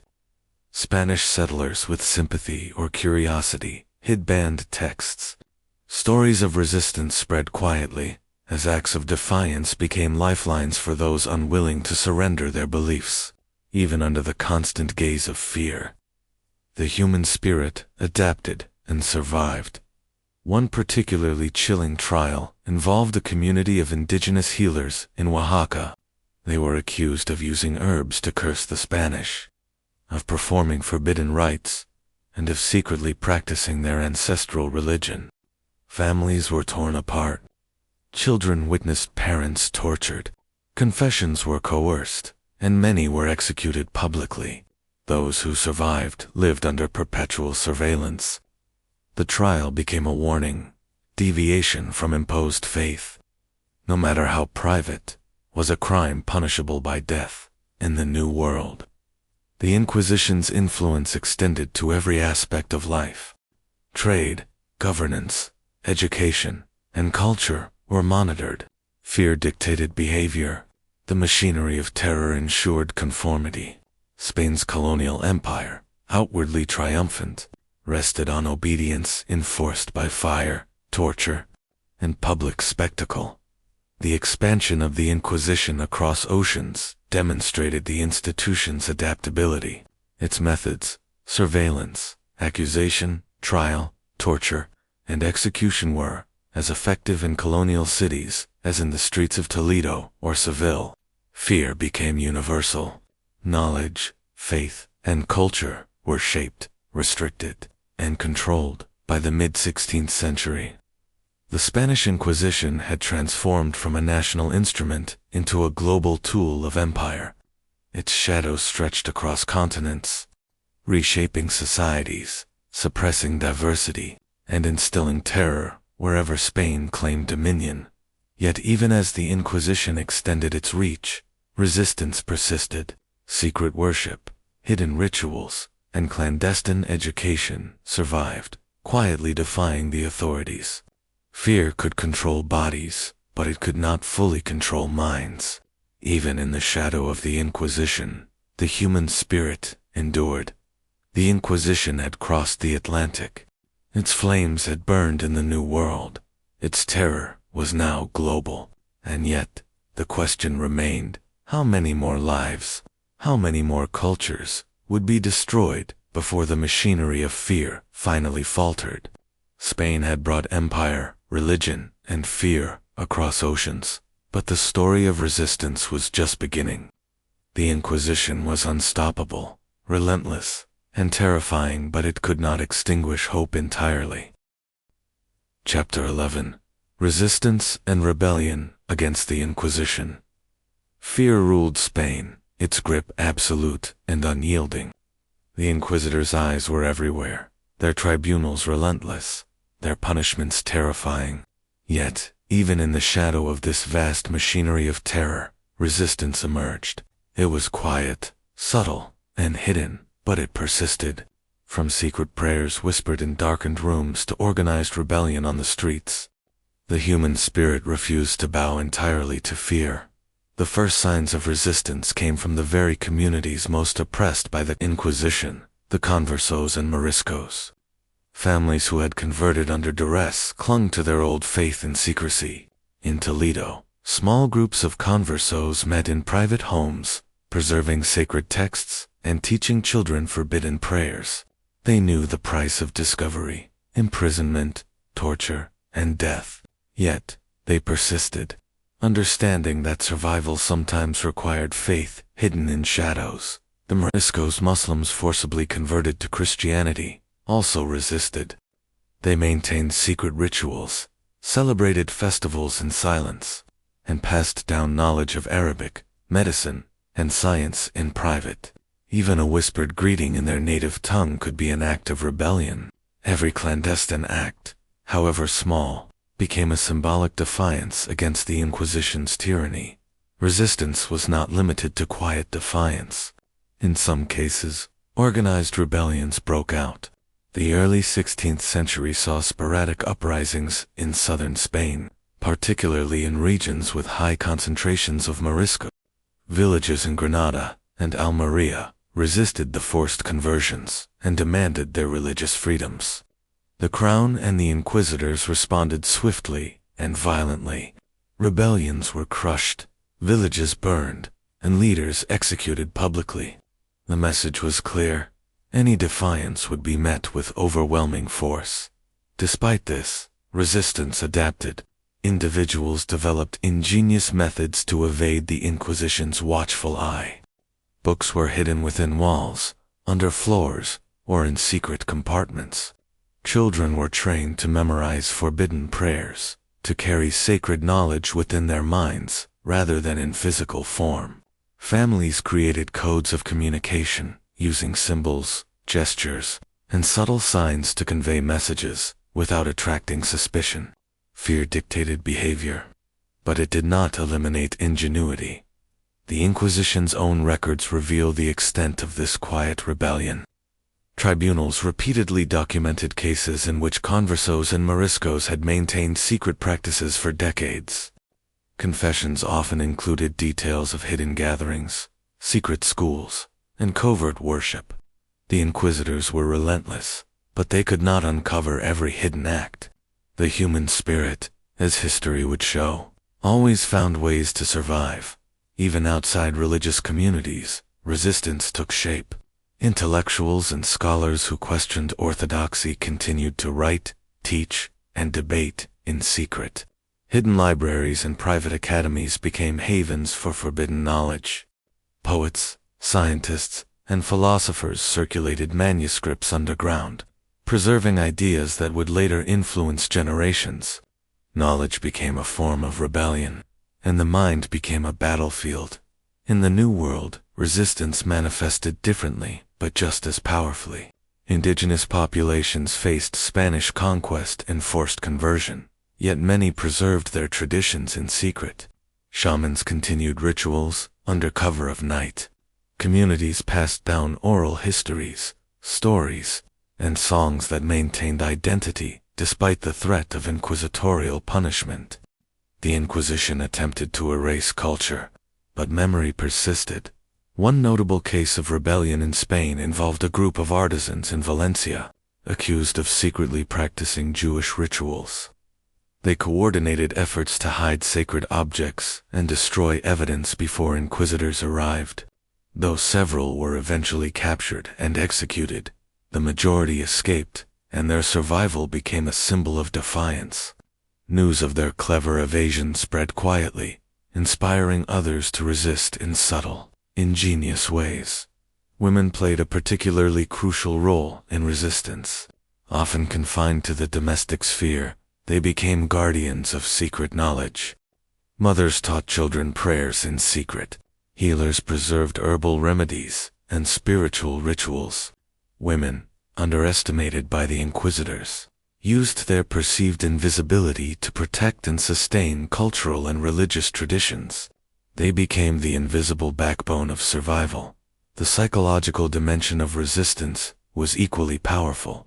Communities learned to feign compliance, performing outwardly in ways that satisfied inquisitors while privately maintaining their beliefs. Public confessions were sometimes acts of strategy rather than guilt. Families developed intricate systems of deception, using fear itself as a tool to protect themselves from further persecution. Even the church, paradoxically, contained pockets of dissent. Some clergy were sympathetic to the plight of conversos, Moriscos, and indigenous populations. Secretly, they provided sanctuary, hid books, or offered guidance. Though few, these acts of conscience reminded people that not all power was absolute, and that even within oppressive structures, humanity could endure. Yet resistance was not without cost. Those caught faced unimaginable consequences. Torture, imprisonment, public humiliation, and execution were common. Families were torn apart. Communities lived under the constant fear of betrayal, as informants lurked everywhere. The stakes were life and death. Despite the danger, resistance persisted because fear alone could not control every mind, heart, and soul. Knowledge, memory, faith, and identity became forms of quiet rebellion, passed from one generation to the next. These acts of defiance, hidden, subtle, and often anonymous, demonstrate that, even under the most oppressive regimes, human courage endures. Spain, by now, was a kingdom defined by fear, obedience, and surveillance. Yet the Inquisition had not succeeded in extinguishing dissent entirely. The flames of rebellion burned in shadows, hidden in homes, libraries, and hearts. The machinery of terror, powerful as it was, had blind spots. The inquisitors could punish the body, but the mind remained untouchable. By the late 16th century, resistance had evolved into a network of quiet survival strategies. Families, scholars, and communities learned to navigate the machinery of fear with ingenuity and courage. They concealed beliefs, preserved traditions, and passed knowledge through secret channels. This resilience ensured that culture, faith, and identity survived despite centuries of persecution, and as Spain extended its empire further, resistance traveled with it. In the Americas, hidden rituals, oral histories, and clandestine gatherings persisted. In Europe, secret schools and underground libraries continued to challenge orthodoxy. The Inquisition, formidable as it was, had underestimated the persistence of the human spirit. The story of resistance against the Inquisition is a story of courage. In the face of overwhelming fear, it is a testament to the endurance of faith, knowledge, and identity. Even in the darkest times, when the flames of the auto da fe consumed the guilty and innocent alike, hope survived in whispers, shadows, and the secret acts of defiance. Spain had created a kingdom of terror, but the human spirit had found ways to endure. And in these shadows, the seeds of change were quietly planted, waiting for the right moment to emerge. The Inquisition had power, fear, and fire, but resistance had ingenuity, courage, and the unbreakable will to survive. And in the silent struggle between terror and defiance, history watched closely. Chapter 12: Cultural and Intellectual Consequences of the Inquisition. The Spanish Inquisition did more than punish, terrorize, and control. Its reach extended deep into the heart of culture, knowledge, and intellectual life. Spain, once a vibrant center of learning, diversity, and creativity, found itself constrained by fear and orthodoxy. The Inquisitor's shadow was not just over bodies, it fell over minds, books, and ideas. Before the Inquisition, Spain had been a land of conviviality, a delicate coexistence of Jews, Muslims, and Christians. Cities like Toledo, Cordoba, and Granada were bustling centers of scholarship, art, and philosophy. Libraries held works in Arabic, Hebrew, and Latin. Scientists, poets, and philosophers exchanged ideas freely. Knowledge was treasured, curiosity encouraged, and learning celebrated. But the arrival of the Inquisition changed everything. Scholars became cautious, writers hesitated, artists reconsidered subjects, fear dictated creativity. Even the slightest deviation from approved doctrine could result in denunciation, imprisonment, or death. Intellectual freedom became a dangerous luxury. Books were particularly vulnerable. Texts that questioned church doctrine, explored forbidden ideas, or preserved Jewish and Muslim knowledge were confiscated and destroyed. Scholars hid manuscripts in walls, secret compartments, or personal libraries. Every preserved book was an act of resistance, every copied text a quiet rebellion. The Inquisitors' goal was clear: control thought as thoroughly as they controlled faith. Art was also reshaped. Religious orthodoxy dictated subjects, styles, and symbolism. Artists were forced to produce works that glorified the church and crown, leaving little room for experimentation or secular expression.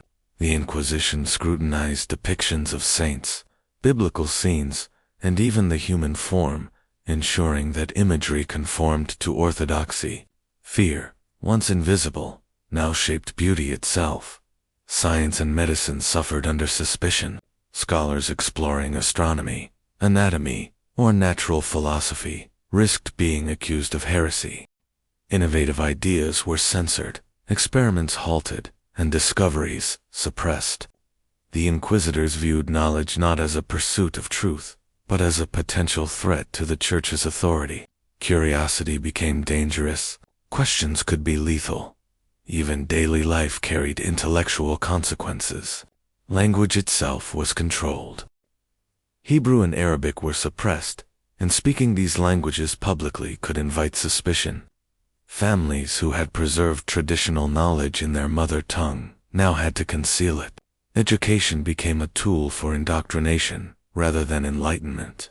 Fear dictated learning, yet resistance persisted in the shadows. Secret schools, hidden libraries, and private tutors continued to transmit knowledge. Families taught children in secret. Scholars wrote manuscripts intended to be hidden or circulated underground. Every act of preservation was a small victory against a system built on destruction. Knowledge, even when threatened, found ways to survive. One striking example was the hidden preservation of Jewish texts. Families of conversos, aware of inquisitorial scrutiny, memorized prayers, stories, and teachings, passing them orally through generations. Manuscripts were copied by hand, hidden behind walls, in chimneys, and beneath floors. Despite centuries of terror, the intellectual and spiritual traditions survived in secret. The Inquisition also reshaped religious thought. Orthodoxy became rigid, theological debate stifled. Questions about doctrine were punished rather than discussed. Theological innovation ceased, replaced by strict adherence to official interpretations. Spain became intellectually isolated, while other European nations began exploring science, philosophy, and literature with fewer restrictions. Even literature was affected. Writers feared censorship and denunciation. Metaphors, allegories, and historical interpretations were scrutinized for hidden heresy. Caution replaced creativity. Great ideas were stifled. Books were burned, and authors silenced. The written word became both dangerous and precious, a weapon and a lifeline. The psychological consequences were profound. Fear of denunciation led to self-censorship. Scholars doubted their thoughts. Families concealed knowledge. Communities monitored each other. The Inquisitors' influence extended beyond public punishment into private thought. Spain became a society governed not only by law, but by fear, suspicion, and conformity. The impact on science was particularly severe. Advances in medicine, astronomy, and mathematics were curtailed. Ideas that challenged church teachings were labeled heretical. Scholars fled Spain, taking knowledge with them to safer lands. The intellectual capital of Spain diminished, leaving the nation isolated even as other European powers flourished during the Renaissance. Artistic expression similarly suffered. Religious commissions dominated public spaces, leaving little room for secular or experimental art. Iconography was monitored for orthodoxy. Artists risked punishment for depicting biblical scenes in ways deemed inappropriate. Creativity was subordinated to fear, and beauty itself became a controlled commodity. Yet, despite these restrictions, pockets of ingenuity persisted. Hidden manuscripts, clandestine schools, and secret societies preserved knowledge. Scholars exchanged ideas quietly, ensuring that intellectual life did not vanish entirely. Resistance, though often invisible, ensured continuity. The human drive to learn, create, and question endured. The Inquisition also left cultural scars. Public trust eroded. Communities turned inward. Oral tradition replaced written records. Festivals, music, and art were constrained by fear of deviation. Collective memory became fragmented. Fear dictated not just behavior, but culture itself. In the colonies, the consequences were even more severe. Indigenous knowledge, medicine, and history were suppressed. Missionaries destroyed temples, banned rituals, and rewrote histories. Culture became a battleground, and the Inquisition enforced orthodoxy with relentless efficiency. Knowledge, both European and indigenous, was reshaped under fire and fear. Despite these efforts, resistance persisted. Knowledge survived in hidden forms. Stories, prayers, scientific ideas, and artistic techniques were preserved. In secret, Spain's intellectual tradition endured, defying inquisitorial control. The machinery of terror could punish the body, but it could not fully control the mind. The Spanish Inquisition's cultural and intellectual consequences were profound and lasting. Fear replaced curiosity. Orthodoxy replaced innovation. Silence replaced dialogue. Yet in the shadows, the seeds of knowledge, culture, and resistance survived. Spain had been transformed. The machinery of the Inquisition had reshaped society, controlling faith, behavior, and thought. But even in the darkest times, the human spirit found ways to endure. Knowledge persisted. Creativity endured, and culture survived in hidden forms, waiting for the day it could flourish once more. And as the 16th century drew on, one question haunted the land. Could a nation truly thrive when thought, speech, and creativity were governed by fear? Chapter 13. Legacy of the Inquisition, Fear Across Generations. The Spanish Inquisition left an indelible mark on Spain, its colonies, and the world. Its reach extended beyond the immediacy of torture, imprisonment, and execution. It reshaped society, culture, faith, and the human psyche. The fear it instilled became part of the very fabric of life, leaving a legacy that persisted for centuries. Even after the flames of the auto de fe cooled and the tribunals slowed, The shadow of the Inquisition lingered. Families who had survived its terror passed stories of suspicion, betrayal, and punishment to their children. Communities remembered the names of the condemned, the cries of the tortured, and the spectacles that had once filled public squares. Fear became collective memory, and the lessons of obedience were ingrained across generations. The inquisitors had succeeded in enforcing conformity, but in doing so, they left deep psychological scars. Individuals lived in constant suspicion, second-guessing neighbors, friends, and even family members. Secrets were hoarded. Conversations were censored. Thoughts that might once have been freely expressed were hidden behind cautious words and careful gestures. Fear was no longer only external. It had become internalized, a constant companion to all who had witnessed or remembered the Inquisition. The intellectual consequences endured as well. Spain, once a beacon of learning, creativity, and diversity, had been intellectually constrained. Scholars had fled or gone silent. Books had been burned or hidden. Scientific and philosophical inquiry had been curtailed. The Inquisition's control over thought and expression meant that Spain lagged behind other European nations during the Renaissance.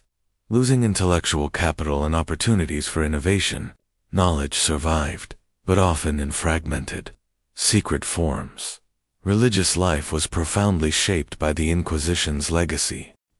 Orthodoxy became deeply ingrained, and deviation from the accepted path was met with suspicion. Communities were vigilant, ensuring that practices remained within the bounds of church approval. Private faith, once personal and diverse, became cautious and uniform. Even centuries later, the echoes of inquisitorial scrutiny influenced the way Spaniards prayed, worshipped, and observed tradition. Beyond Spain, the legacy extended to the Americas. The tribunals had left a lasting mark on colonial societies, shaping culture, religion, and governance. Indigenous traditions, languages, and spiritual practices had been suppressed. Knowledge had been destroyed or forcibly reshaped. Fear of authority became ingrained, a tool that colonial powers used to maintain control. Even after the Inquisition formally weakened, its influence persisted through social, religious, and cultural norms established during its rule. The Inquisition also left an enduring legacy of legal and bureaucratic structures. Its methods of record-keeping, investigation, and interrogation influenced civil and religious courts for generations. Secret denunciations, anonymous witnesses, and inquisitorial procedures were studied, adapted, and sometimes misused long after the Inquisition's peak. Spain had created an institution that not only punished but taught how to govern through fear. The cultural impact was profound. Literature, art, and education had all been reshaped by censorship and orthodoxy. Writers learned to hide meaning within allegory. Artists conformed to religious norms. Libraries and schools adapted to survive under scrutiny. The Inquisition's shadow stretched across every aspect of life, leaving traces in both public and private spheres.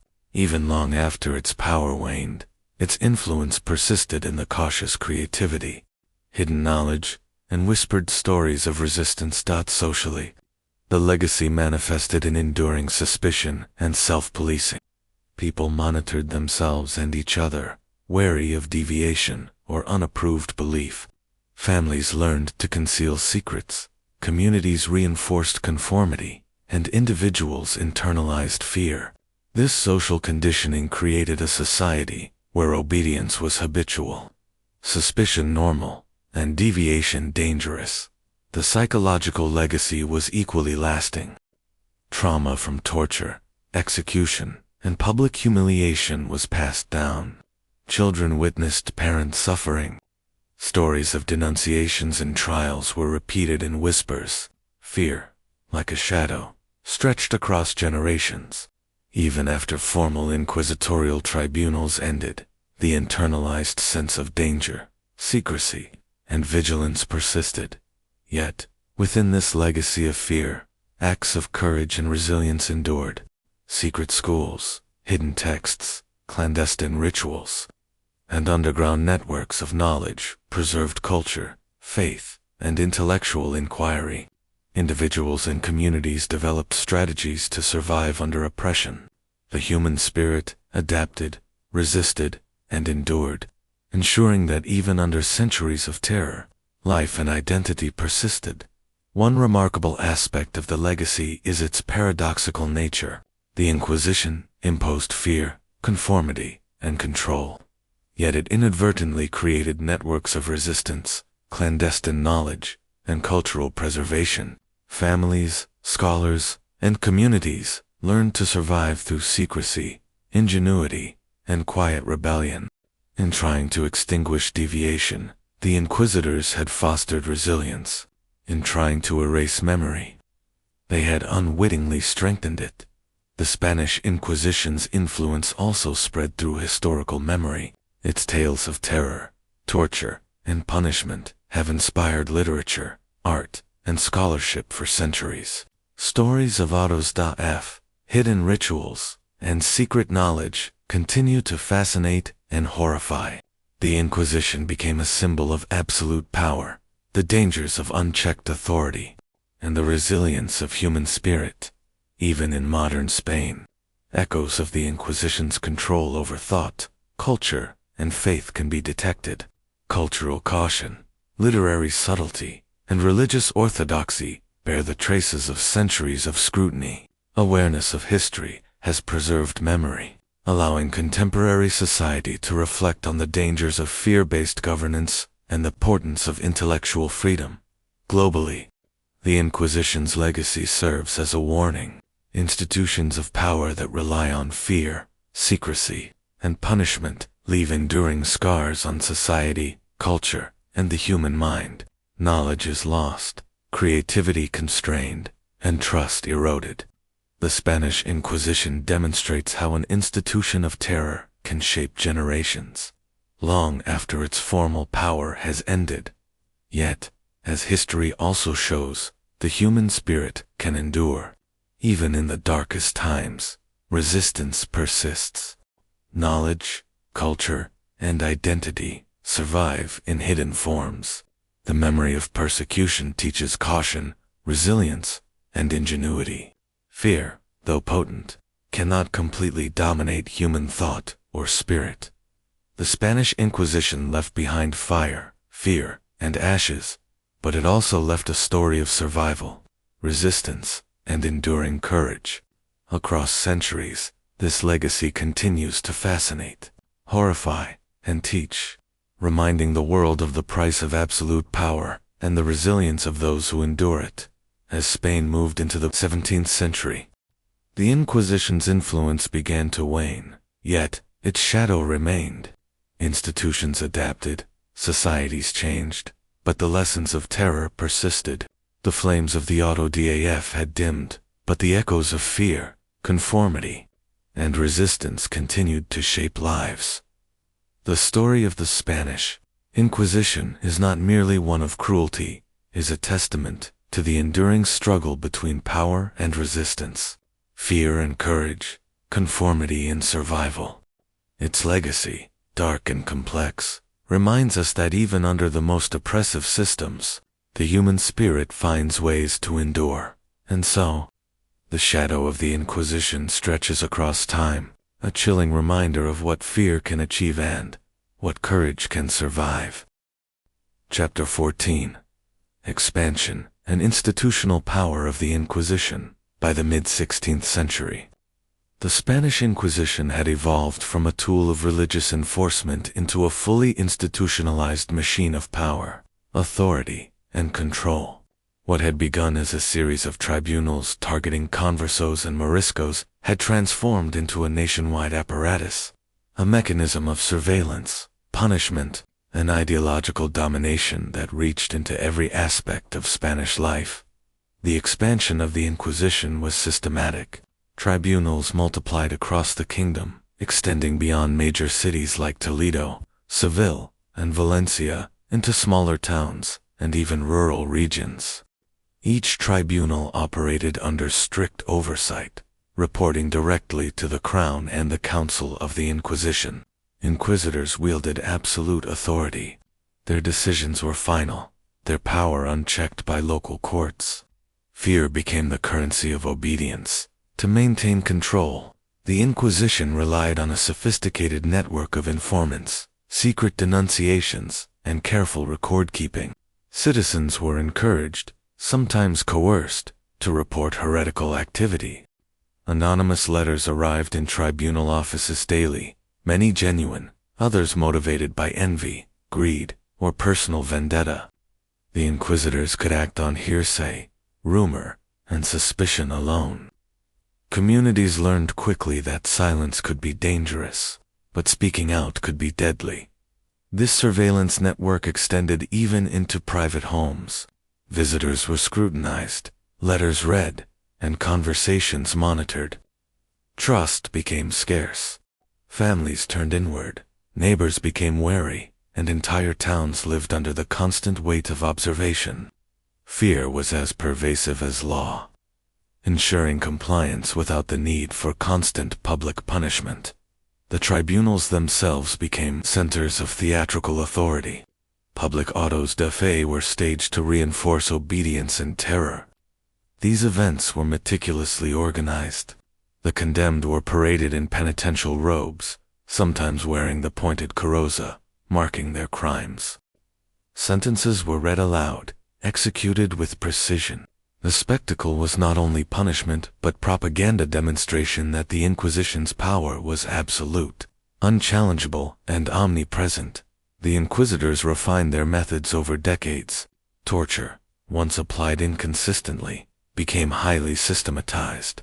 Instruments such as the strapado, water torture, and the rack were used according to strict guidelines. Interrogations followed detailed procedures. Prisoners were isolated, deprived of light, and psychologically manipulated. The goal was not only to extract confessions, but to instill enduring terror in the minds of witnesses and communities. The institutional power of the Inquisition also extended into governance. Local authorities were compelled to cooperate fully. Tax officials, judges, and military leaders reported activity to the tribunals. Wealth and property were often confiscated from the accused, enriching both the crown and loyal informants. The Inquisition became intertwined with the political structure, ensuring that power, faith, and obedience remained tightly aligned. Education, literature, and knowledge were closely monitored as well. Schools were scrutinized for heretical teachings. Books were inspected, censored, and often destroyed. Scholars were forced to navigate a labyrinth of orthodoxy, with the slightest deviation risking denunciation. The Inquisition's influence shaped the intellectual and cultural life of the nation, ensuring conformity not only in public worship, but in thought, study, and art. The expansion of power was not limited to Spain. As the empire grew, so did the Inquisition's reach. In the New World, tribunals were established in Mexico, Lima, and Cartagena. Indigenous populations, Spanish settlers, and clergy alike came under scrutiny. Accusations ranged from idolatry to heresy, from secret rituals to forbidden knowledge. The tribunals adapted their methods to local conditions, employing fear, torture, and public spectacle to maintain control across oceans. The administrative machinery of the core station was impressive in both scope and efficiency. Records were meticulously kept. Detailed reports documented trials, interrogations, sentences, and executions. Registers tracked the accused, their confessions, and their punishments. This bureaucratic rigor allowed the Inquisition to maintain oversight across an empire spanning continents. It was not only a machine of terror, but also a sophisticated instrument of governance. The human cost was staggering. Tens of thousands were accused, imprisoned, tortured, or executed. Families were destroyed.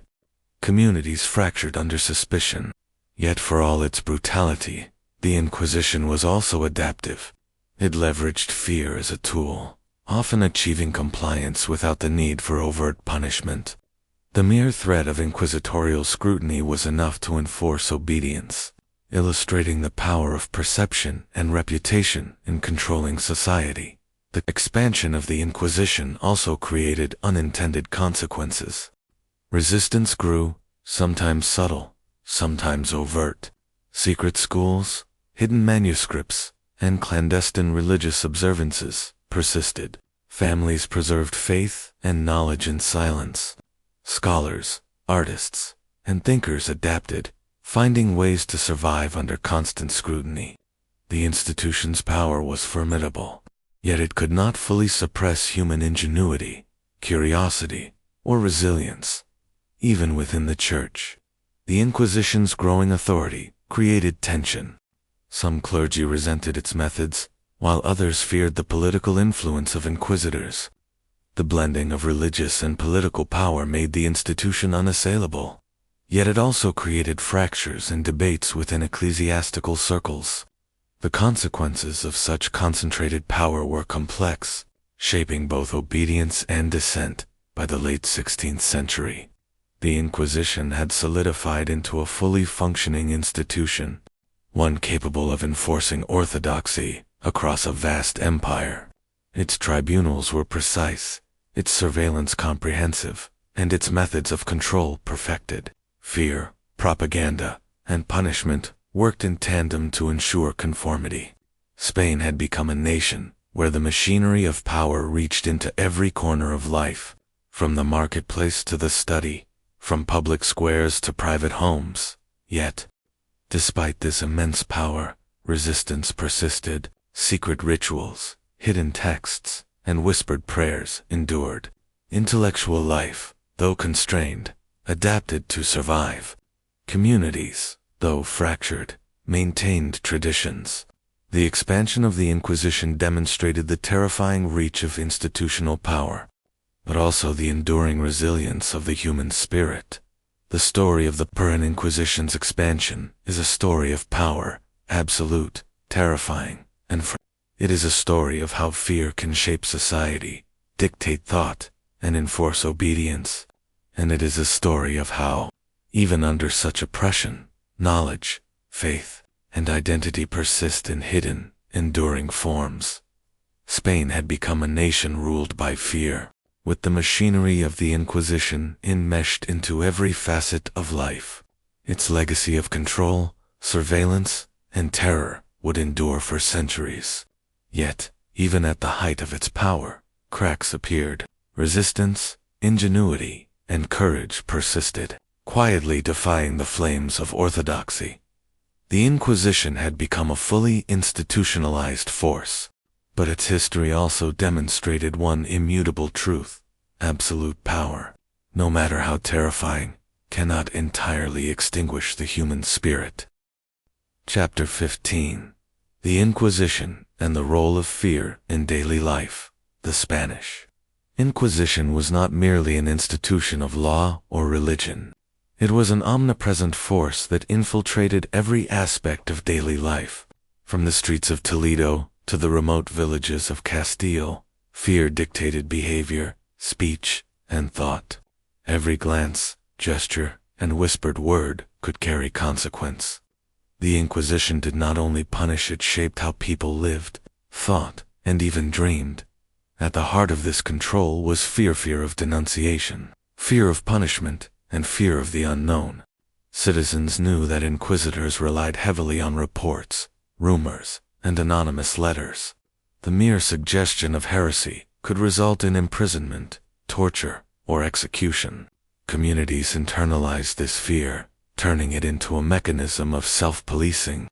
Neighbors watched neighbors. Families monitored each other. Silence became a shield, and conformity, a survival strategy. Daily life was governed by meticulous attention to appearance and behavior. Religious observance had to be exact. Attending Mass, confession, and public prayers were scrutinized. Private practices, such as reading sacred texts, celebrating holidays, or performing rituals, were constantly at risk. Any deviation from orthodox, even accidental, could be reported. People learned to perform faith outwardly while preserving their true beliefs in secrecy. Children grew up under the shadow of fear. Parents taught them not only religious doctrine, but the art of discretion. Lessons in obedience were intertwined with survival skills. Memorizing prayers and texts became both spiritual and practical, a means of hiding knowledge in plain sight. Stories of neighbors being denounced or punished were shared quietly, reinforcing the lesson that fear was constant and omnipresent. Markets, workshops, and public spaces were no exception. Merchants, artisans, and laborers knew that careless words could be overheard and reported. A debate over scripture, a casual remark questioning church practices, or even lending books to friends could carry deadly consequences. Communities adapted, developing codes of conduct designed to avoid suspicion. Fear, once abstract, became tangible in every interaction. Even expressions of grief, joy, or disagreement were tempered by caution. Weddings, funerals, and festivals were monitored for signs of nonconformity. Music, dance, and theater were restricted by religious scrutiny. Subtle deviations in behavior, costume, or speech were observed and sometimes recorded. In the Inquisition's shadow, life itself became a careful performance. Every act calibrated to avoid danger. Punishments were as much psychological as physical. Prisoners and the accused were displayed publicly, often in humiliation and distress, sending a clear message to all who witnessed. Instruments of torture, strepetto, water, racks, and iron chairs served as warnings, symbols of absolute authority. Even those who were not directly accused internalized this terror, shaping their thoughts and behaviors to conform. Informants played a critical role in maintaining this climate. Friends, neighbors, and sometimes even family members could report suspicious behavior. An accusation, true or false, could trigger an investigation. The inquisitors encouraged this network of surveillance, ensuring that fear became self-perpetuating. Communities learned to distrust the spoken word and to carefully guard secrets, teaching that survival depended on vigilance and caution. Religious life was deeply affected. Faith became performative.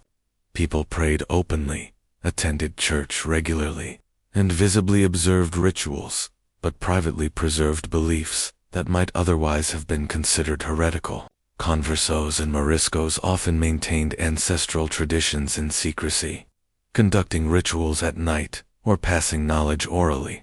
Their survival depended on discretion, timing, and ingenuity.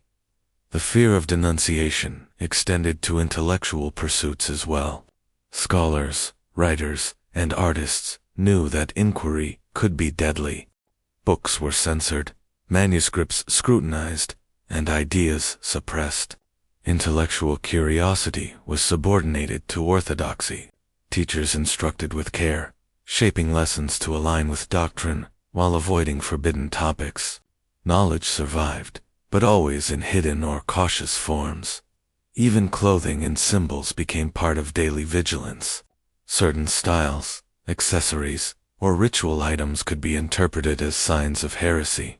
Communities developed codes to avoid danger, subtly signaling compliance while preserving identity. Survival required attention to detail, careful observation, and constant adaptation. Despite the overwhelming presence of fear, human resilience persisted. Families maintained traditions in secret, communities preserved hidden knowledge, and scholars continued to innovate discreetly. Small acts of courage teaching children, preserving manuscripts, performing rituals privately, were defiance in the face of terror. These acts ensured that culture, faith, and identity endured even under the Inquisition's oppressive shadow. The psychological impact was profound and generational. Fear became ingrained in the collective consciousness. Communities internalized surveillance, self-censorship became habitual, and trust was fragile. Stories of past atrocities, trials, and executions were passed down, reinforcing caution. The Inquisition's power extended beyond its active years, shaping behavior, thought, and belief for centuries. Public spectacles of punishment amplified this fear. Executions, penances, and autos-da-f were not merely legal proceedings. They were a theater of terror. The crowds that gathered witnessed the consequences of defiance firsthand. These events reinforced social norms, ensuring obedience through horror rather than argument. Fear became a tool of governance, education, and religion. Even in the colonies, fear shaped daily life. Indigenous populations, Spanish settlers, and clergy navigated a landscape of surveillance, coercion, and ideological control. Rituals, festivals, and traditions were censored or adapted to avoid inquisitorial scrutiny. Communities learned to hide knowledge, encode information, and communicate in secrecy. The machinery of fear traveled with the empire, leaving an enduring imprint on culture and society. Yet fear was never absolute. Human ingenuity found ways to survive.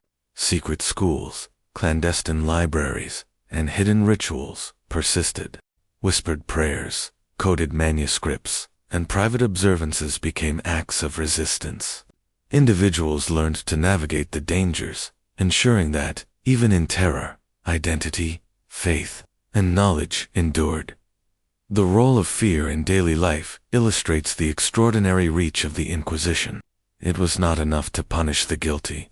Society itself had to internalize caution, self-surveillance, and obedience. Fear became invisible, embedded in thought and action. The Inquisition's power extended into private homes, marketplaces, schools, and hearts, shaping life at every level. Yet in this climate of terror, courage persisted in small but vital ways.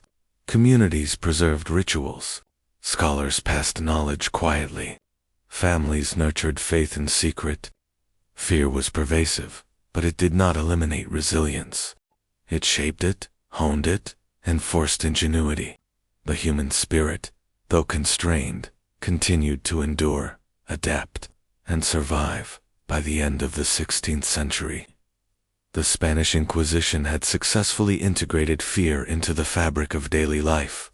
Its tribunals, surveillance, and public spectacles ensured compliance, but they could not extinguish all resistance. Hidden acts of defiance, secret knowledge, and quiet courage persisted, preserving culture, faith, and identity. Despite centuries of oppression, Spain had become a kingdom ruled as much by psychological control as by law. Fear had become habitual, ingrained in every household, street, and public space. Yet, even under such intense surveillance, the human spirit endured. Resistance, however subtle, ensured that the story of the Inquisition was not solely one of terror but also of survival, ingenuity, and resilience. The machinery of fear may have dominated daily life, but it also revealed the extraordinary capacity of humans to adapt, preserve, and resist. And as the Inquisition continued its reign, these quiet acts of defiance became the seeds of a legacy that would outlast the flames, the torture chambers, and the tribunals themselves. Chapter 16. The Inquisition and Political Power, Control. Through fear, the Spanish Inquisition was far more than a religious tribunal. It was a tool of political authority, a mechanism by which the crown could exert absolute control over its subjects. By intertwining faith and governance, the monarchy ensured that obedience was both moral and political, and that dissent even in private thought posed a tangible threat. Fear became a bridge between spiritual compliance and political submission. The inquisitors were agents not only of the church but of the crown. Their authority extended into civil life, enabling them to monitor nobles, merchants, peasants, and clergy alike. Towns and villages reported directly to the tribunals, and local authorities were compelled to cooperate. Officials who failed to support inquisitorial investigations risked suspicion themselves. In this way, political power and religious enforcement were inseparable, reinforcing each other through both intimidation and compliance. The crown understood the value of fear as a political instrument. By allowing inquisitors to operate with near-absolute authority, rulers created a population conditioned to obedience. Public executions, humiliations, and autos de fe served not only to punish the guilty, but to remind citizens that defiance could carry severe consequences. Citizens internalized these lessons, ensuring that political control was maintained without the constant presence of soldiers or civil authorities. Surveillance was a key element of this political power. Inquisitors relied on informants, anonymous letters, and reports from neighbors to uncover dissent. Communities were transformed into self-regulating networks of observation, where fear of denunciation dictated behavior. No one could be certain who might report them. Even nobles, with wealth and influence, had to exercise caution. The crown, through the Inquisition, ensured that suspicion became a political tool, dividing communities and consolidating authority. The monarchy also leveraged the Inquisition to suppress political opposition. Any dissenting voices within the nobility, clergy, or intellectual circles could be labeled heretical. Accusations of heresy often masked struggles for power, influence, or land, by framing political challenges as moral or religious transgressions. The crown neutralized rivals while maintaining the appearance of divine justice. Fear, therefore, served both spiritual and political ends. Economic control was another facet of the Inquisition's political power. The confiscation of property from the accused, whether nobles, merchants, or commoners, enriched both the crown and loyal informants. Wealth could be redistributed strategically, consolidating influence and punishing defiance. Merchants learned that compliance was as necessary for survival as piety, while peasants realized that obedience might protect them from both punishment and economic loss. Fear ensured that economic power remained aligned with political authority. The Inquisition also influenced governance at the local level. Town councils, guilds, and courts were expected to cooperate fully. Officials who failed to report heresy could face accusations themselves. The Inquisitors' presence effectively merged civic and religious authority, leaving no sphere of public life untouched. Citizens were governed as much by fear of the church as by law, with obedience to one ensuring protection from the other. Education and culture were similarly controlled.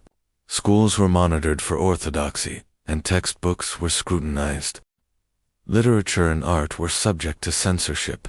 Intellectuals had to navigate a landscape where questioning authority could result in imprisonment or death. By controlling knowledge, the monarchy reinforced its political power. A population deprived of alternative ideas was easier to govern, and fear ensured that intellectual curiosity remained cautious, constrained, and compliant. Inquisitors were skilled in psychological manipulation as well. The threat of torture or imprisonment was magnified by secrecy. Trials were often conducted in private chambers, with little transparency. Accusations alone could destroy reputations and careers.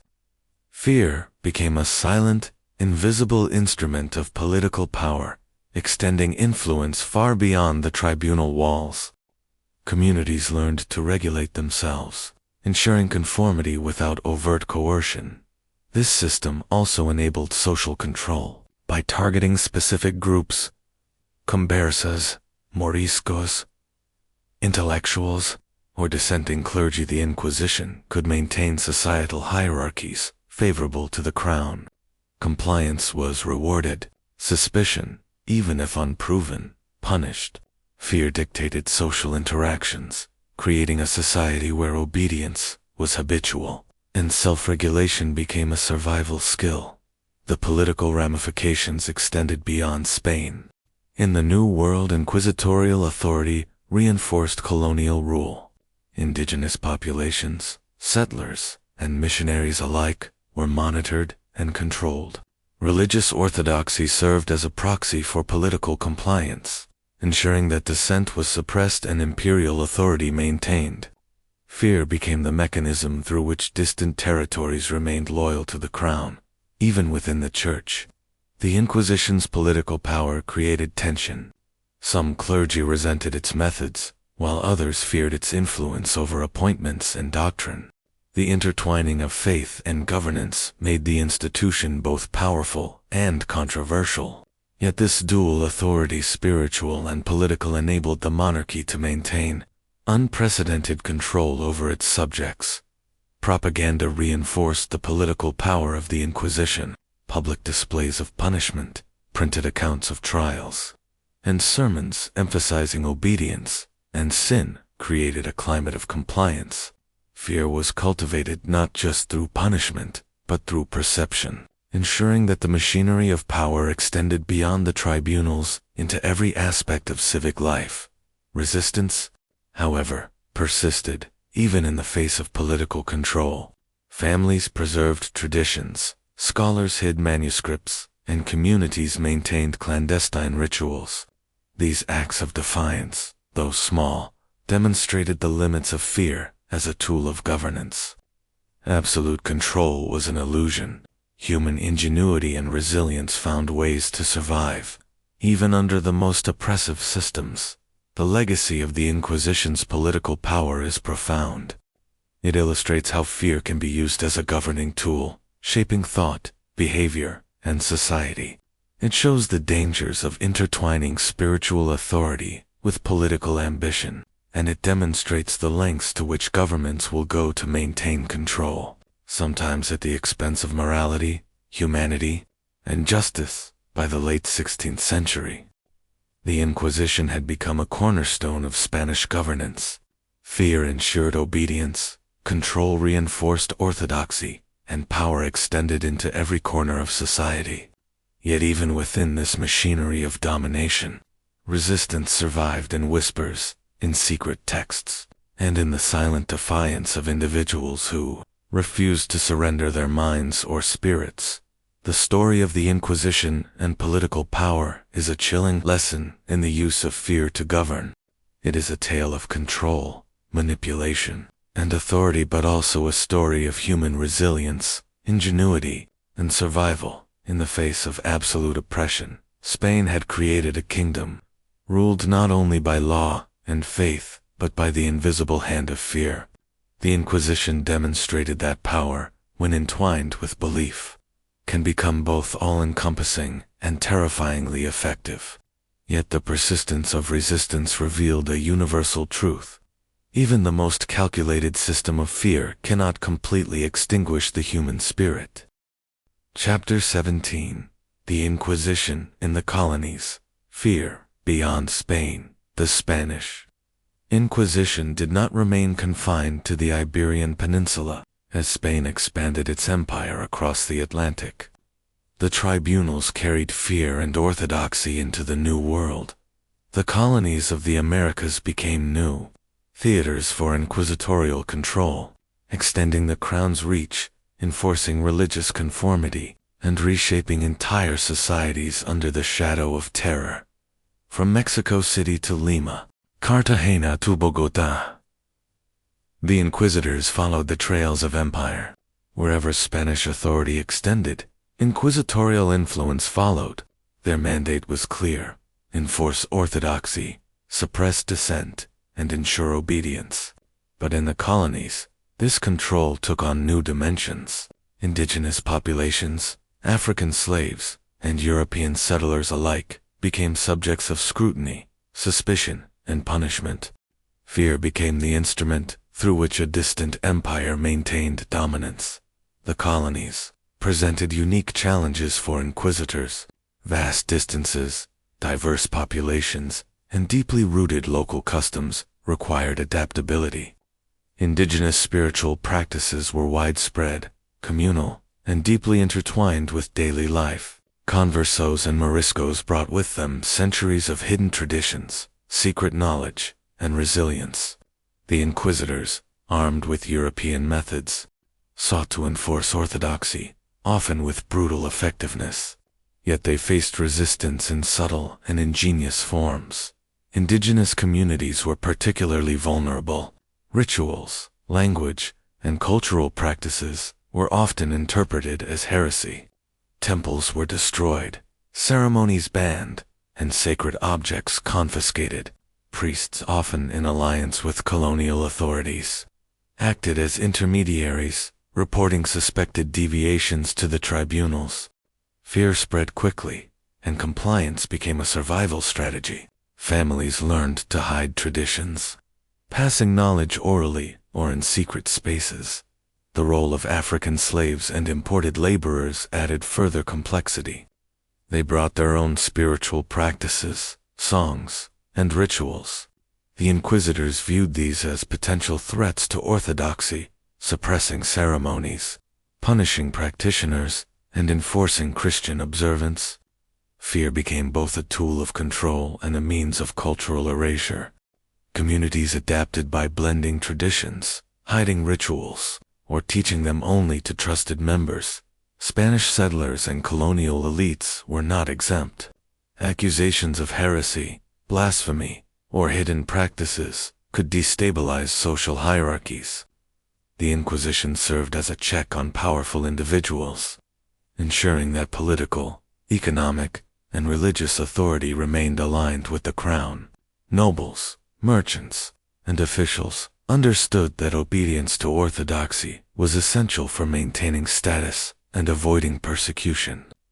Fear dictated not only private belief, but public behavior, shaping colonial society at every level. Public spectacles of punishment were a key instrument of control. The auto da fe was transported across continents, adapted to local contexts. Crowds witnessed executions, penances, and public humiliation, reinforcing compliance and projecting authority. The spectacle communicated a simple message: the crown and the church were omnipresent, and defiance carried consequences. Fear became a universal language across cultures, transcending geography and social class. The inquisitors also targeted knowledge. Indigenous texts, historical records, and oral traditions were often destroyed or altered to conform to Christian orthodoxy. Schools, libraries, and monasteries were monitored. Scholars, priests, and scribes had to navigate a landscape of censorship, ensuring that knowledge survived only in forms deemed acceptable. Intellectual life, like faith, was regulated under the watchful eyes of the tribunals. Resistance persisted, despite the pervasive terror. Communities preserved knowledge and culture in secret. Rituals continued in hidden spaces, prayers were whispered in secrecy, and manuscripts were concealed. Individuals became adept at subterfuge, balancing survival with the preservation of identity. Fear was a constant presence, but it could not entirely extinguish the human spirit. The persistence of cultural and religious practices revealed the limits of inquisitorial power. Even in far-flung colonies, the psychological impact on colonial societies was profound. Communities internalized fear, self-regulated behavior, and taught caution to future generations. Silence became a survival strategy, and conformity a shield. The Inquisition shaped not only actions, but thought itself, embedding suspicion and vigilance into the collective consciousness. Its reach was both physical and psychological, influencing generations long after the tribunals had departed. In economic terms, the Inquisition reinforced authority and control, confiscated property from accused individuals, whether land, goods, or money, enriched the crown and loyal allies. Merchants, laborers, and settlers learned that adherence to orthodoxy was essential for prosperity. Economic compliance became intertwined with religious obedience, and fear ensured that both were maintained without constant enforcement. Colonial governance also benefited from inquisitorial presence. Local officials and religious leaders were compelled to cooperate fully, ensuring alignment between civic authority and ecclesiastical oversight. The Inquisition became a central pillar of colonial administration, extending the crown's influence into remote territories. Surveillance, denunciation, and punishment created a network of control that spanned oceans, connecting the colonies to the monarchy through fear and obedience. The role of secrecy and denunciation cannot be overstated. Informants, often motivated by personal gain, jealousy, or revenge, ensured that inquisitorial influence penetrated even private homes. Communities became self-regulating, with fear guiding behavior. Every interaction, conversation, and transaction was potentially observed and judged. The Inquisition's power was reinforced by perception as much as action. The mere possibility of scrutiny ensured compliance. Education, culture, and intellectual life were heavily influenced. Schools taught religious orthodoxy and censored potentially heretical material. Literature, art, and performance were monitored and adapted to conform with official doctrine.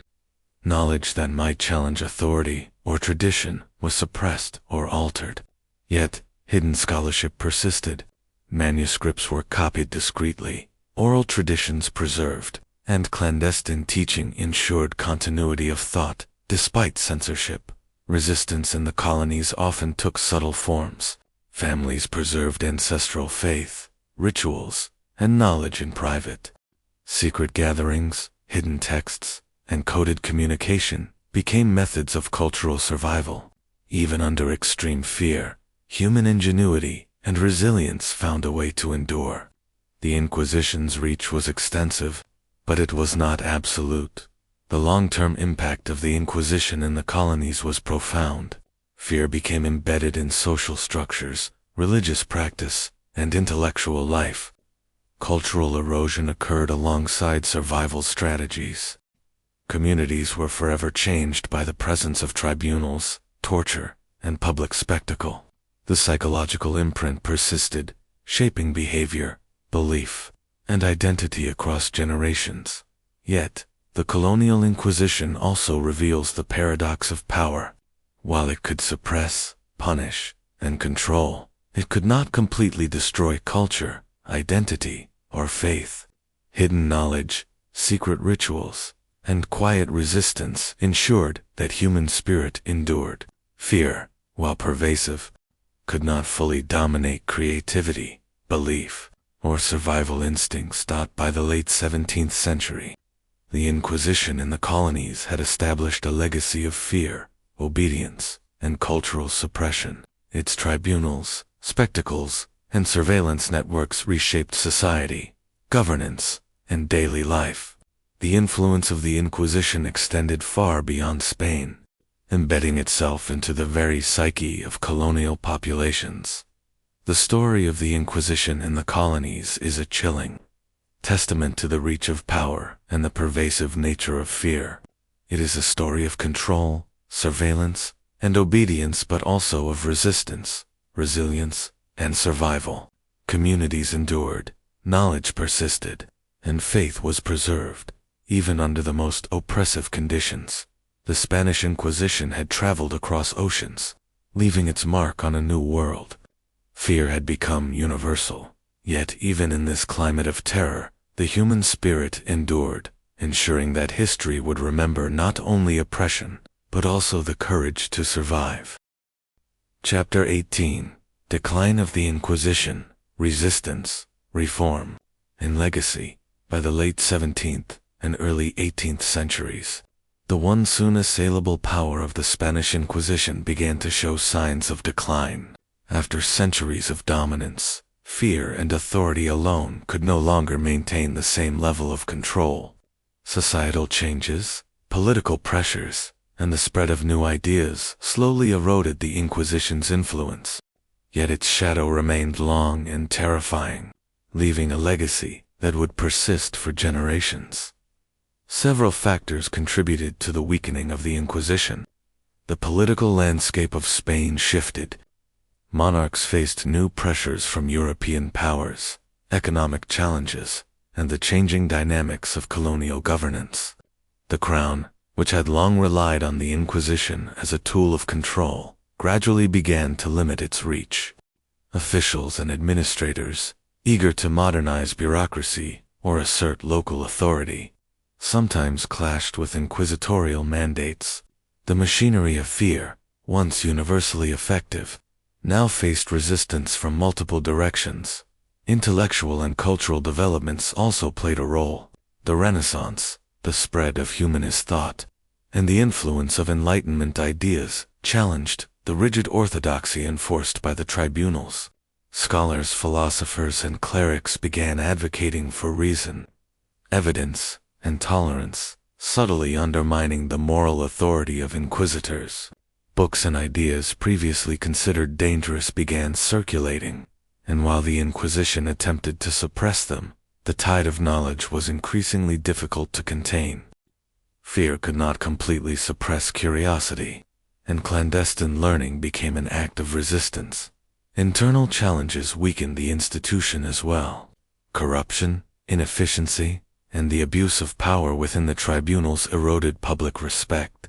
Inquisitors, once feared as incorruptible enforcers of orthodoxy, were now scrutinized for personal gain, favoritism, and overreach.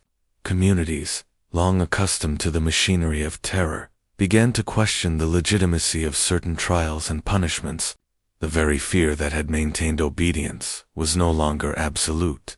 Resistance persisted in both subtle and overt forms. Families continued secret religious practices, scholars preserved forbidden texts, and artists found ways to encode messages of defiance within their works. Indigenous and colonial populations continued rituals despite inquisitorial scrutiny, demonstrating that oppression could not fully eradicate cultural identity. Each act of survival, no matter how small, chipped away at the Inquisition's authority, revealing its vulnerabilities. The legal structure of the Inquisition also began to face challenges. Reform-minded officials called for greater transparency, clearer procedures, and more consistent oversight. While tribunals retained power, reforms gradually limited arbitrary use of torture, clarified accusations, and imposed stricter documentation requirements. These changes reduced fear as a weapon of absolute control. Communities, though still wary, began to navigate a slightly less oppressive environment. Economic pressures further weakened the Inquisition. Maintaining tribunals, prisons, and the bureaucratic machinery required substantial resources. As Spain faced financial strain, some inquisitorial operations were scaled back or consolidated. Public spectacles of punishment became less frequent, reducing the psychological impact that had once reinforced compliance. The machinery of fear, though still present, operated with diminished intensity. Colonial territories presented unique challenges as well.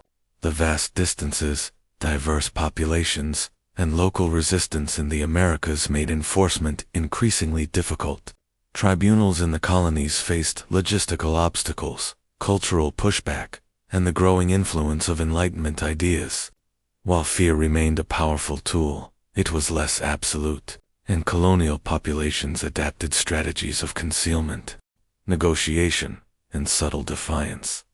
Despite decline, the Inquisition retained significant influence. Accusations of heresy continued, punishments were still carried out, and fear remained ingrained in social consciousness. The psychological legacy of centuries of surveillance, denunciation, and public spectacle persisted, shaping behavior and thought long after the tribunal's peak power had passed. Communities remembered the lessons of obedience, yet quietly resisted where possible. The cultural impact of the Inquisition was profound. Literature, art, and intellectual life were shaped by centuries of censorship, fear, and control. Yet within these constraints, creativity endured. Writers encoded messages of resistance, scholars preserved forbidden knowledge, and clandestine religious practices persisted. The Inquisition inadvertently fostered ingenuity, as people learned to navigate an environment where visibility could be deadly. Fear, paradoxically, became a catalyst for subtle forms of defiance. Resistance movements, though often hidden, gradually gained traction. Secret societies, learned academies, and clandestine religious groups emerged. advocating for tolerance, knowledge, and intellectual freedom. These networks, though small, demonstrated that the human spirit could survive even under systemic oppression. Fear was no longer absolute. Courage, cunning, and resilience persisted. By the 18th century, European neighbors had largely abandoned similar practices. Comparative exposure highlighted the extremity of the Spanish Inquisition, creating internal and external pressure for reform. Enlightenment thinkers criticized its methods, and monarchs, seeking modernization, began reducing its scope. The tribunal's power was curtailed, public punishments became less frequent, and oversight mechanisms were introduced. The machinery of fear, while still present, no longer dominated every aspect of life. The eventual decline was gradual. Tribunals continued to operate, but the psychological grip on society loosened. Communities retained memories of past terror, but adapted to a changing world. Knowledge circulated more freely, religious diversity grew cautiously, and intellectual life expanded. The Inquisition's authority waned, yet its shadow lingered, a reminder of how fear and power can intertwine to shape society. The legacy of the Inquisition is multifaceted. It is a story of terror, oppression, and control, but also of resilience, adaptation, and survival. The human capacity to endure, preserve culture, and resist authority, even in the face of systemic fear, stands as a testament to the limits of power. Communities that survived the Inquisition carried forward knowledge, faith, and identity, ensuring that the story of human courage endured alongside the story of repression. Modern historians view the Inquisition as both a cautionary tale and a complex institution. It exemplifies how fear can be weaponized to maintain political and religious control. Yet it also illustrates that even the most pervasive systems of terror are not absolute. Human resilience, creativity, and courage persist, quietly undermining power through subtle defiance and enduring tradition. Spain and its colonies had been transformed by centuries of inquisitorial authority. Fear shaped governance, religious life, intellectual activity, and culture. Communities internalized surveillance, obedience, and caution. Yet, through clandestine rituals, hidden knowledge, and small acts of defiance, individuals preserved the essence of faith, identity, and intellect. The Inquisition's decline did not erase its legacy, but it revealed that oppression, no matter how vast, could never entirely extinguish the human spirit. As the machinery of terror waned, society slowly adapted. Religious, cultural, and intellectual life cautiously expanded. Communities relearned trust, communication, and creativity. The memory of fear remained, but it was tempered by resilience, ingenuity, and hope. The Spanish Inquisition, once a symbol of absolute power, transitioned from dominance to historical shadow, leaving behind lessons that continue to resonate. The decline of the Inquisition marks the end of an era where fear reigned supreme, yet the stories, lessons, and legacies of its centuries-long influence remain, reminding us that even the most oppressive systems cannot fully conquer human resilience. The Inquisition's shadow endures not merely in history books, but in the collective memory of societies shaped by fear and strengthened by survival. Chapter 19. Controversy and Memory. How the Spanish Inquisition lives in history, even centuries after its height. The Spanish Inquisition continues to fascinate, terrify, and provoke debate. Its story is not confined to dusty archives or academic treatises. It lives in collective memory, shaping how societies view power, faith, and human resilience. The Inquisition has become more than history. It is a symbol of fear, authority, and the dark potential of human institutions. The controversy surrounding the procession begins with its scope and brutality. For centuries, historians debated the scale of its influence and the number of its victims. Early accounts, often written by critics of the Church or by those with political motives, painted the Inquisition as a monolithic machine of terror. Public executions, torture, and confiscation of property were emphasized to underscore its cruelty. These narratives created a lasting image, a tribunal of fear that dominated Spain and its colonies with near absolute authority. Yet, modern scholarship complicates this picture. While the Inquisition was undoubtedly brutal and oppressive, its operations were more bureaucratic and controlled than often portrayed. Records show that the inquisitors followed legal procedures, maintained detailed documentation, and sometimes exercised restraint. Torture, while used, was not indiscriminate, and sentences varied based on evidence, confession, and status. The reality, while still terrifying, reveals a complex institution balancing ideology, law, and political influence. Memory, however, does not always align with nuance. The image of the Inquisition as a machine of terror has permeated literature, art, and popular culture. Novels, films, and historical accounts emphasize its dramatic and horrific aspects.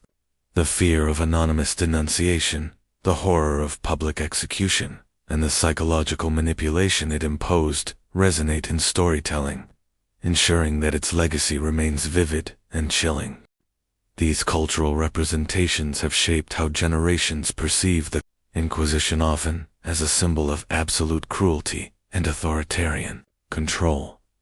Controversy also emerges in the interpretation of its motives. Was the Inquisition primarily a tool of religious conformity, a political weapon, or an instrument of social control? The answer is complex. It was all of these. By intertwining faith, law, and politics, the Inquisition reinforced the authority of the crown and the church, ensuring obedience at multiple levels of society. Religious orthodoxy justified political power, while political loyalty reinforced religious compliance. Fear, carefully orchestrated, became a tool to enforce both. The memory of the Inquisition also reflects its regional and temporal variations. In Spain, tribunals were centralized, systematic, and bureaucratically sophisticated. In the colonies, however, the Inquisition adapted to local conditions, blending European methods with indigenous contexts. Punishments, surveillance, and fear were tailored to specific populations. Yet the underlying principles, control through obedience, observation, and terror, remained consistent. Memory of the Inquisition is thus not uniform. It is shaped by geography, culture, and personal experience. Literary and artistic depictions of the Inquisition further amplify its lasting impact. Writers like Cervantes and later historians depicted the terror of tribunals, the spectacle of public punishment, and the shadow of fear that permeated daily life. Paintings, plays, and novels reinforced the image of inquisitors as agents of unyielding authority. These cultural artifacts ensure that the Inquisition's memory transcends historical records, embedding it in the collective imagination as both horror and cautionary tale. The Inquisition's psychological legacy is equally enduring. Communities learned to internalize fear, self-police, and navigate a landscape where words, gestures, and thoughts could be scrutinized. This cultural memory persisted long after the tribunal's decline. Families passed down stories of caution, compliance, and survival strategies, embedding lessons of fear into societal norms. The Inquisition shaped not only historical events, but also the mental and emotional frameworks of entire populations. Controversy also arises when comparing the Inquisition to other historical institutions of control. Its methods, scope, and impact are sometimes exaggerated or minimized, depending on the lens of interpretation. Some scholars emphasize its cruelty, while others highlight its legalistic procedures. The tension between historical fact and myth-making contributes to ongoing debates, ensuring that the Inquisition remains a potent symbol in both academic and popular discourse. Memory of the Inquisition also informs modern discussions about power, authority, and human rights. It serves as a cautionary tale about the dangers of intertwining political, religious, and judicial authority. The mechanisms of surveillance, punishment, and fear provide lessons on how institutions can manipulate compliance and control populations. In this way, the Spanish Inquisition continues to speak to contemporary concerns about authoritarianism, censorship, and social control, even as debates continue. The human stories at the heart of the Inquisition endure: individuals who resisted, families who preserved traditions, and communities who survived in secrecy offer powerful narratives of courage and resilience. These stories highlight the limits of power and the persistence of the human spirit, providing a counterpoint to the image of unchallenged terror. Memory preserves both the horror of oppression and the triumph of survival. The Inquisition's influence on education, literature, and intellectual life is also significant. Scholars were cautious, creative, and strategic in preserving knowledge. Manuscripts were hidden, forbidden texts copied in secret, and learning adapted to survive under scrutiny. The legacy of intellectual resilience demonstrates that, even under extreme fear, human ingenuity can endure, adapt, and preserve. Public memory of the Inquisition is also shaped by ritual and spectacle. Accounts of public executions, and humiliations remain central to historical imagination. These events, dramatic and terrifying, ensured that fear extended beyond individual cases to entire communities. The memory of these spectacles reinforces the understanding of power as performative, psychological, and deeply cultural. The controversy surrounding the Inquisition also extends to its role in colonial contexts. In the Americas, tribunals enforced orthodoxy among indigenous populations, settlers, and African slaves. Fear became a tool of imperial control, yet resistance persisted. Oral histories, clandestine practices, and hidden knowledge offer alternate narratives, complicating the memory of oppression with stories of survival, adaptation, and resilience. Modern historians continue to debate the scope, methods, and impact of the Inquisition. Numbers of victims, the role of torture, and the extent of social control are all subjects of scholarly analysis. The tension between historical documentation, cultural memory, and myth-making ensures that the Inquisition remains a dynamic subject of study. Its story is not fixed, but evolving, interpreted through multiple perspectives across time. Ultimately, the Spanish Inquisition lives in history as both cautionary tale and historical reality. It demonstrates how fear, surveillance, and authority can shape societies. It also reveals the resilience of communities and the enduring capacity for resistance. The Inquisition's memory serves as a reminder that human institutions can wield extraordinary power, but that courage, ingenuity, and persistence can endure even in the darkest shadows. The legacy of the Inquisition is therefore dual. It is a story of terror and oppression, but also a story of survival, adaptation, and the preservation of culture, faith, and knowledge. Its memory is both warning and testamenta, reminder that history is shaped not only by power, but by those who endure it. As Spain and its colonies emerged from centuries of inquisitorial rule, societies carried forward the lessons, stories, and fears instilled by the tribunals. The Inquisition remained a shadow over history, influencing how future generations understood authority, obedience, and the potential for resistance. Its memory continues to captivate, horrify, and educate, bridging past and present in ways that remain profoundly relevant. The Spanish Inquisition lives on not merely as historical fact, but as a complex, contested, and enduring symbol. Its story reminds us that fear can shape life, power can dominate thought, and resilience can survive even in the harshest conditions. The past, as always, is darker and more complex than it might first appear.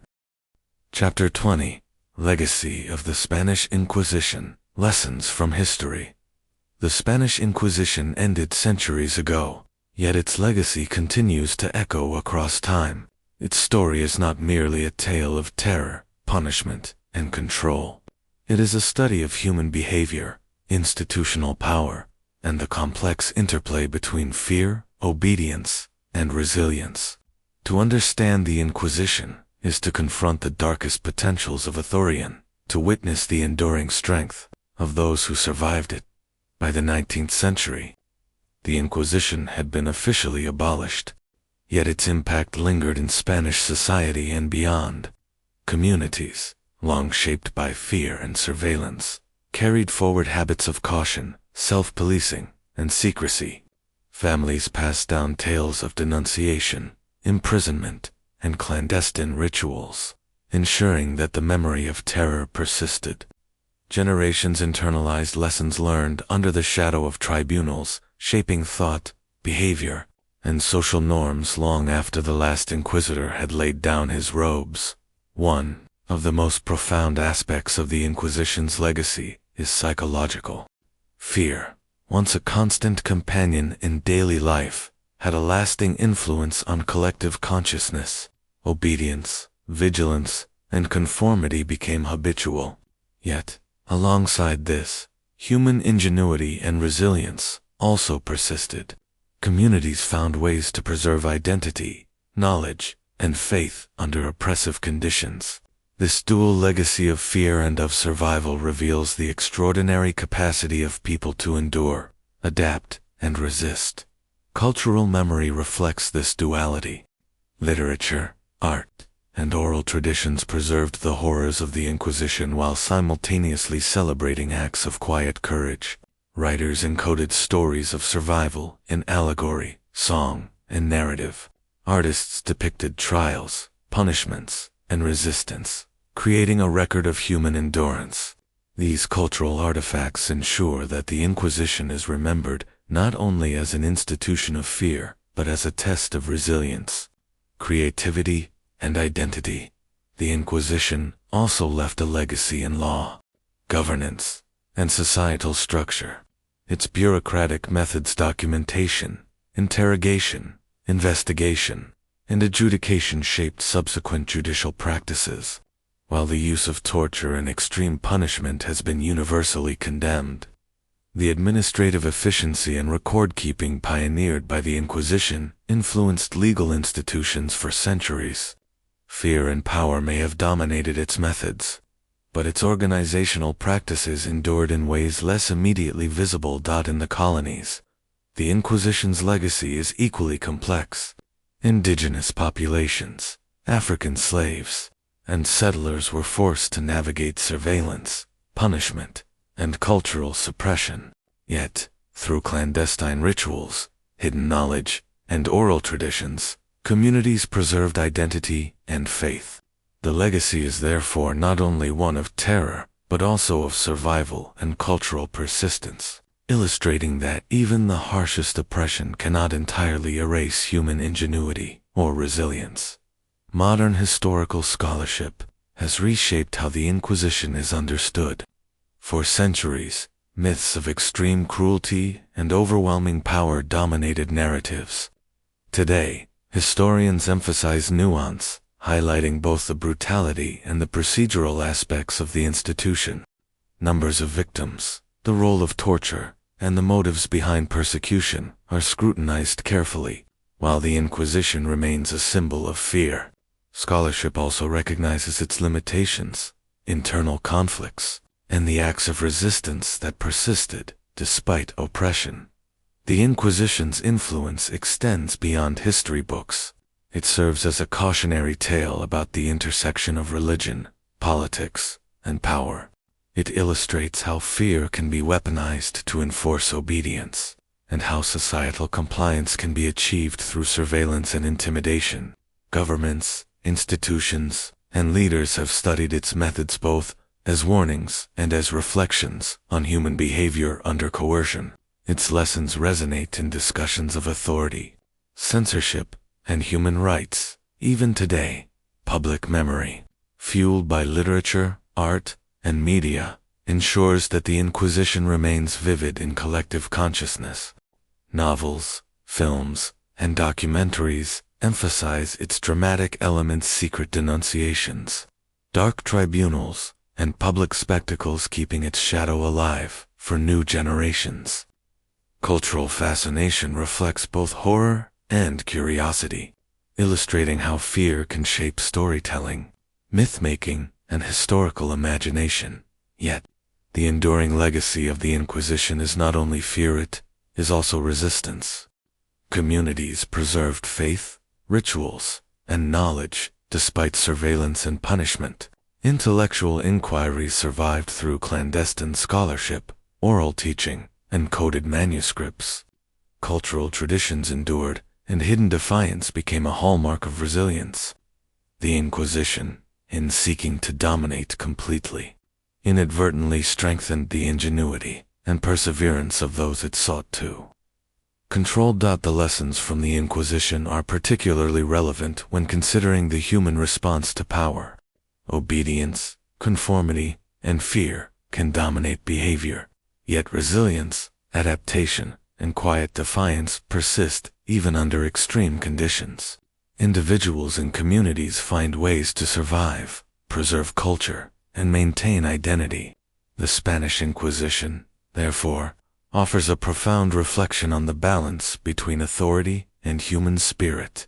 In modern Spain and former colonies, the Inquisition is remembered in museums, historical sites, and educational curricula. Artifacts, records, and relics provide tangible evidence of its reach and influence.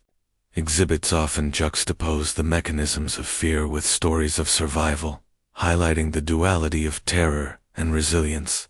Visitors confront both horror and human ingenuity, understanding that history is rarely simple, and that oppression often breeds creativity and endurance alongside suffering.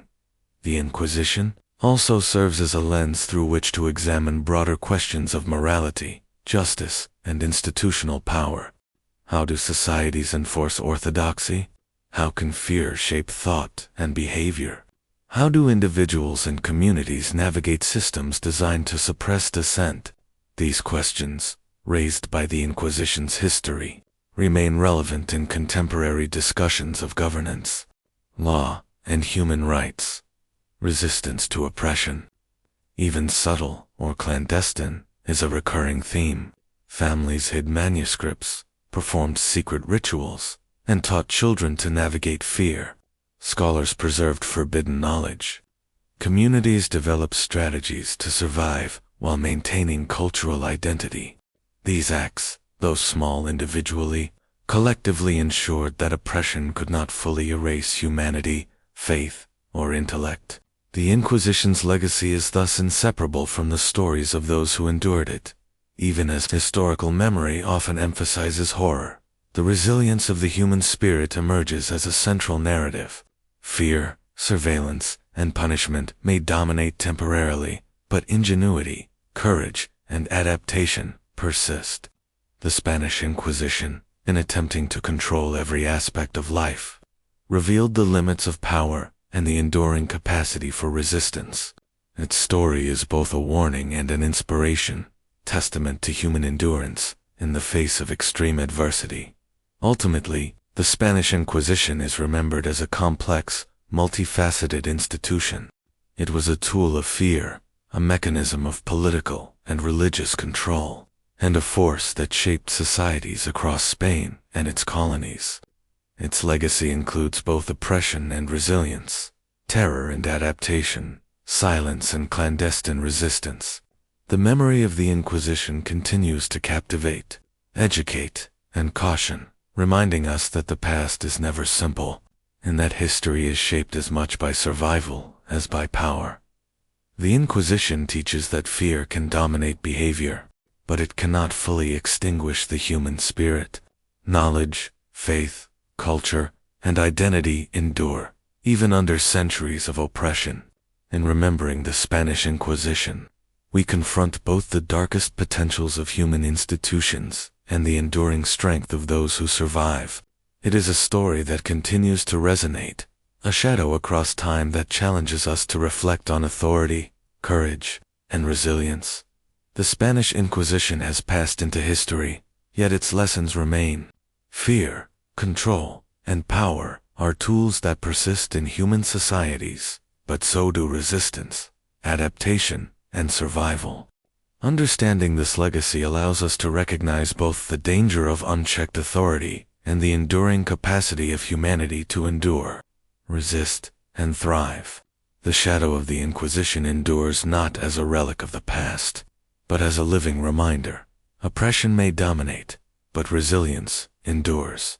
The story ends, but its lessons persist. The Spanish Inquisition may have sought to dominate every thought, belief, and action, but the human spirit survived. In that survival, in that quiet, enduring resistance, lies the true legacy of one of history's darkest institutions. And so, the Spanish Inquisition faded into the shadows of time, but its legacy still lingers, a reminder of what happens when fear becomes law and silence becomes survival. Millions lived in terror, countless lives were destroyed, and yet, history remembers both the cruelty of power and the resilience of those who endured it. The Inquisition may have ended, but its echoes still haunt the pages of history. Thank you for watching Dark History, where the shadows of the past come alive. If you found this story as haunting as we did, don't forget to subscribe and hit the bell icon so you never miss the next journey into the darker corners of our world, because history is darker than you think.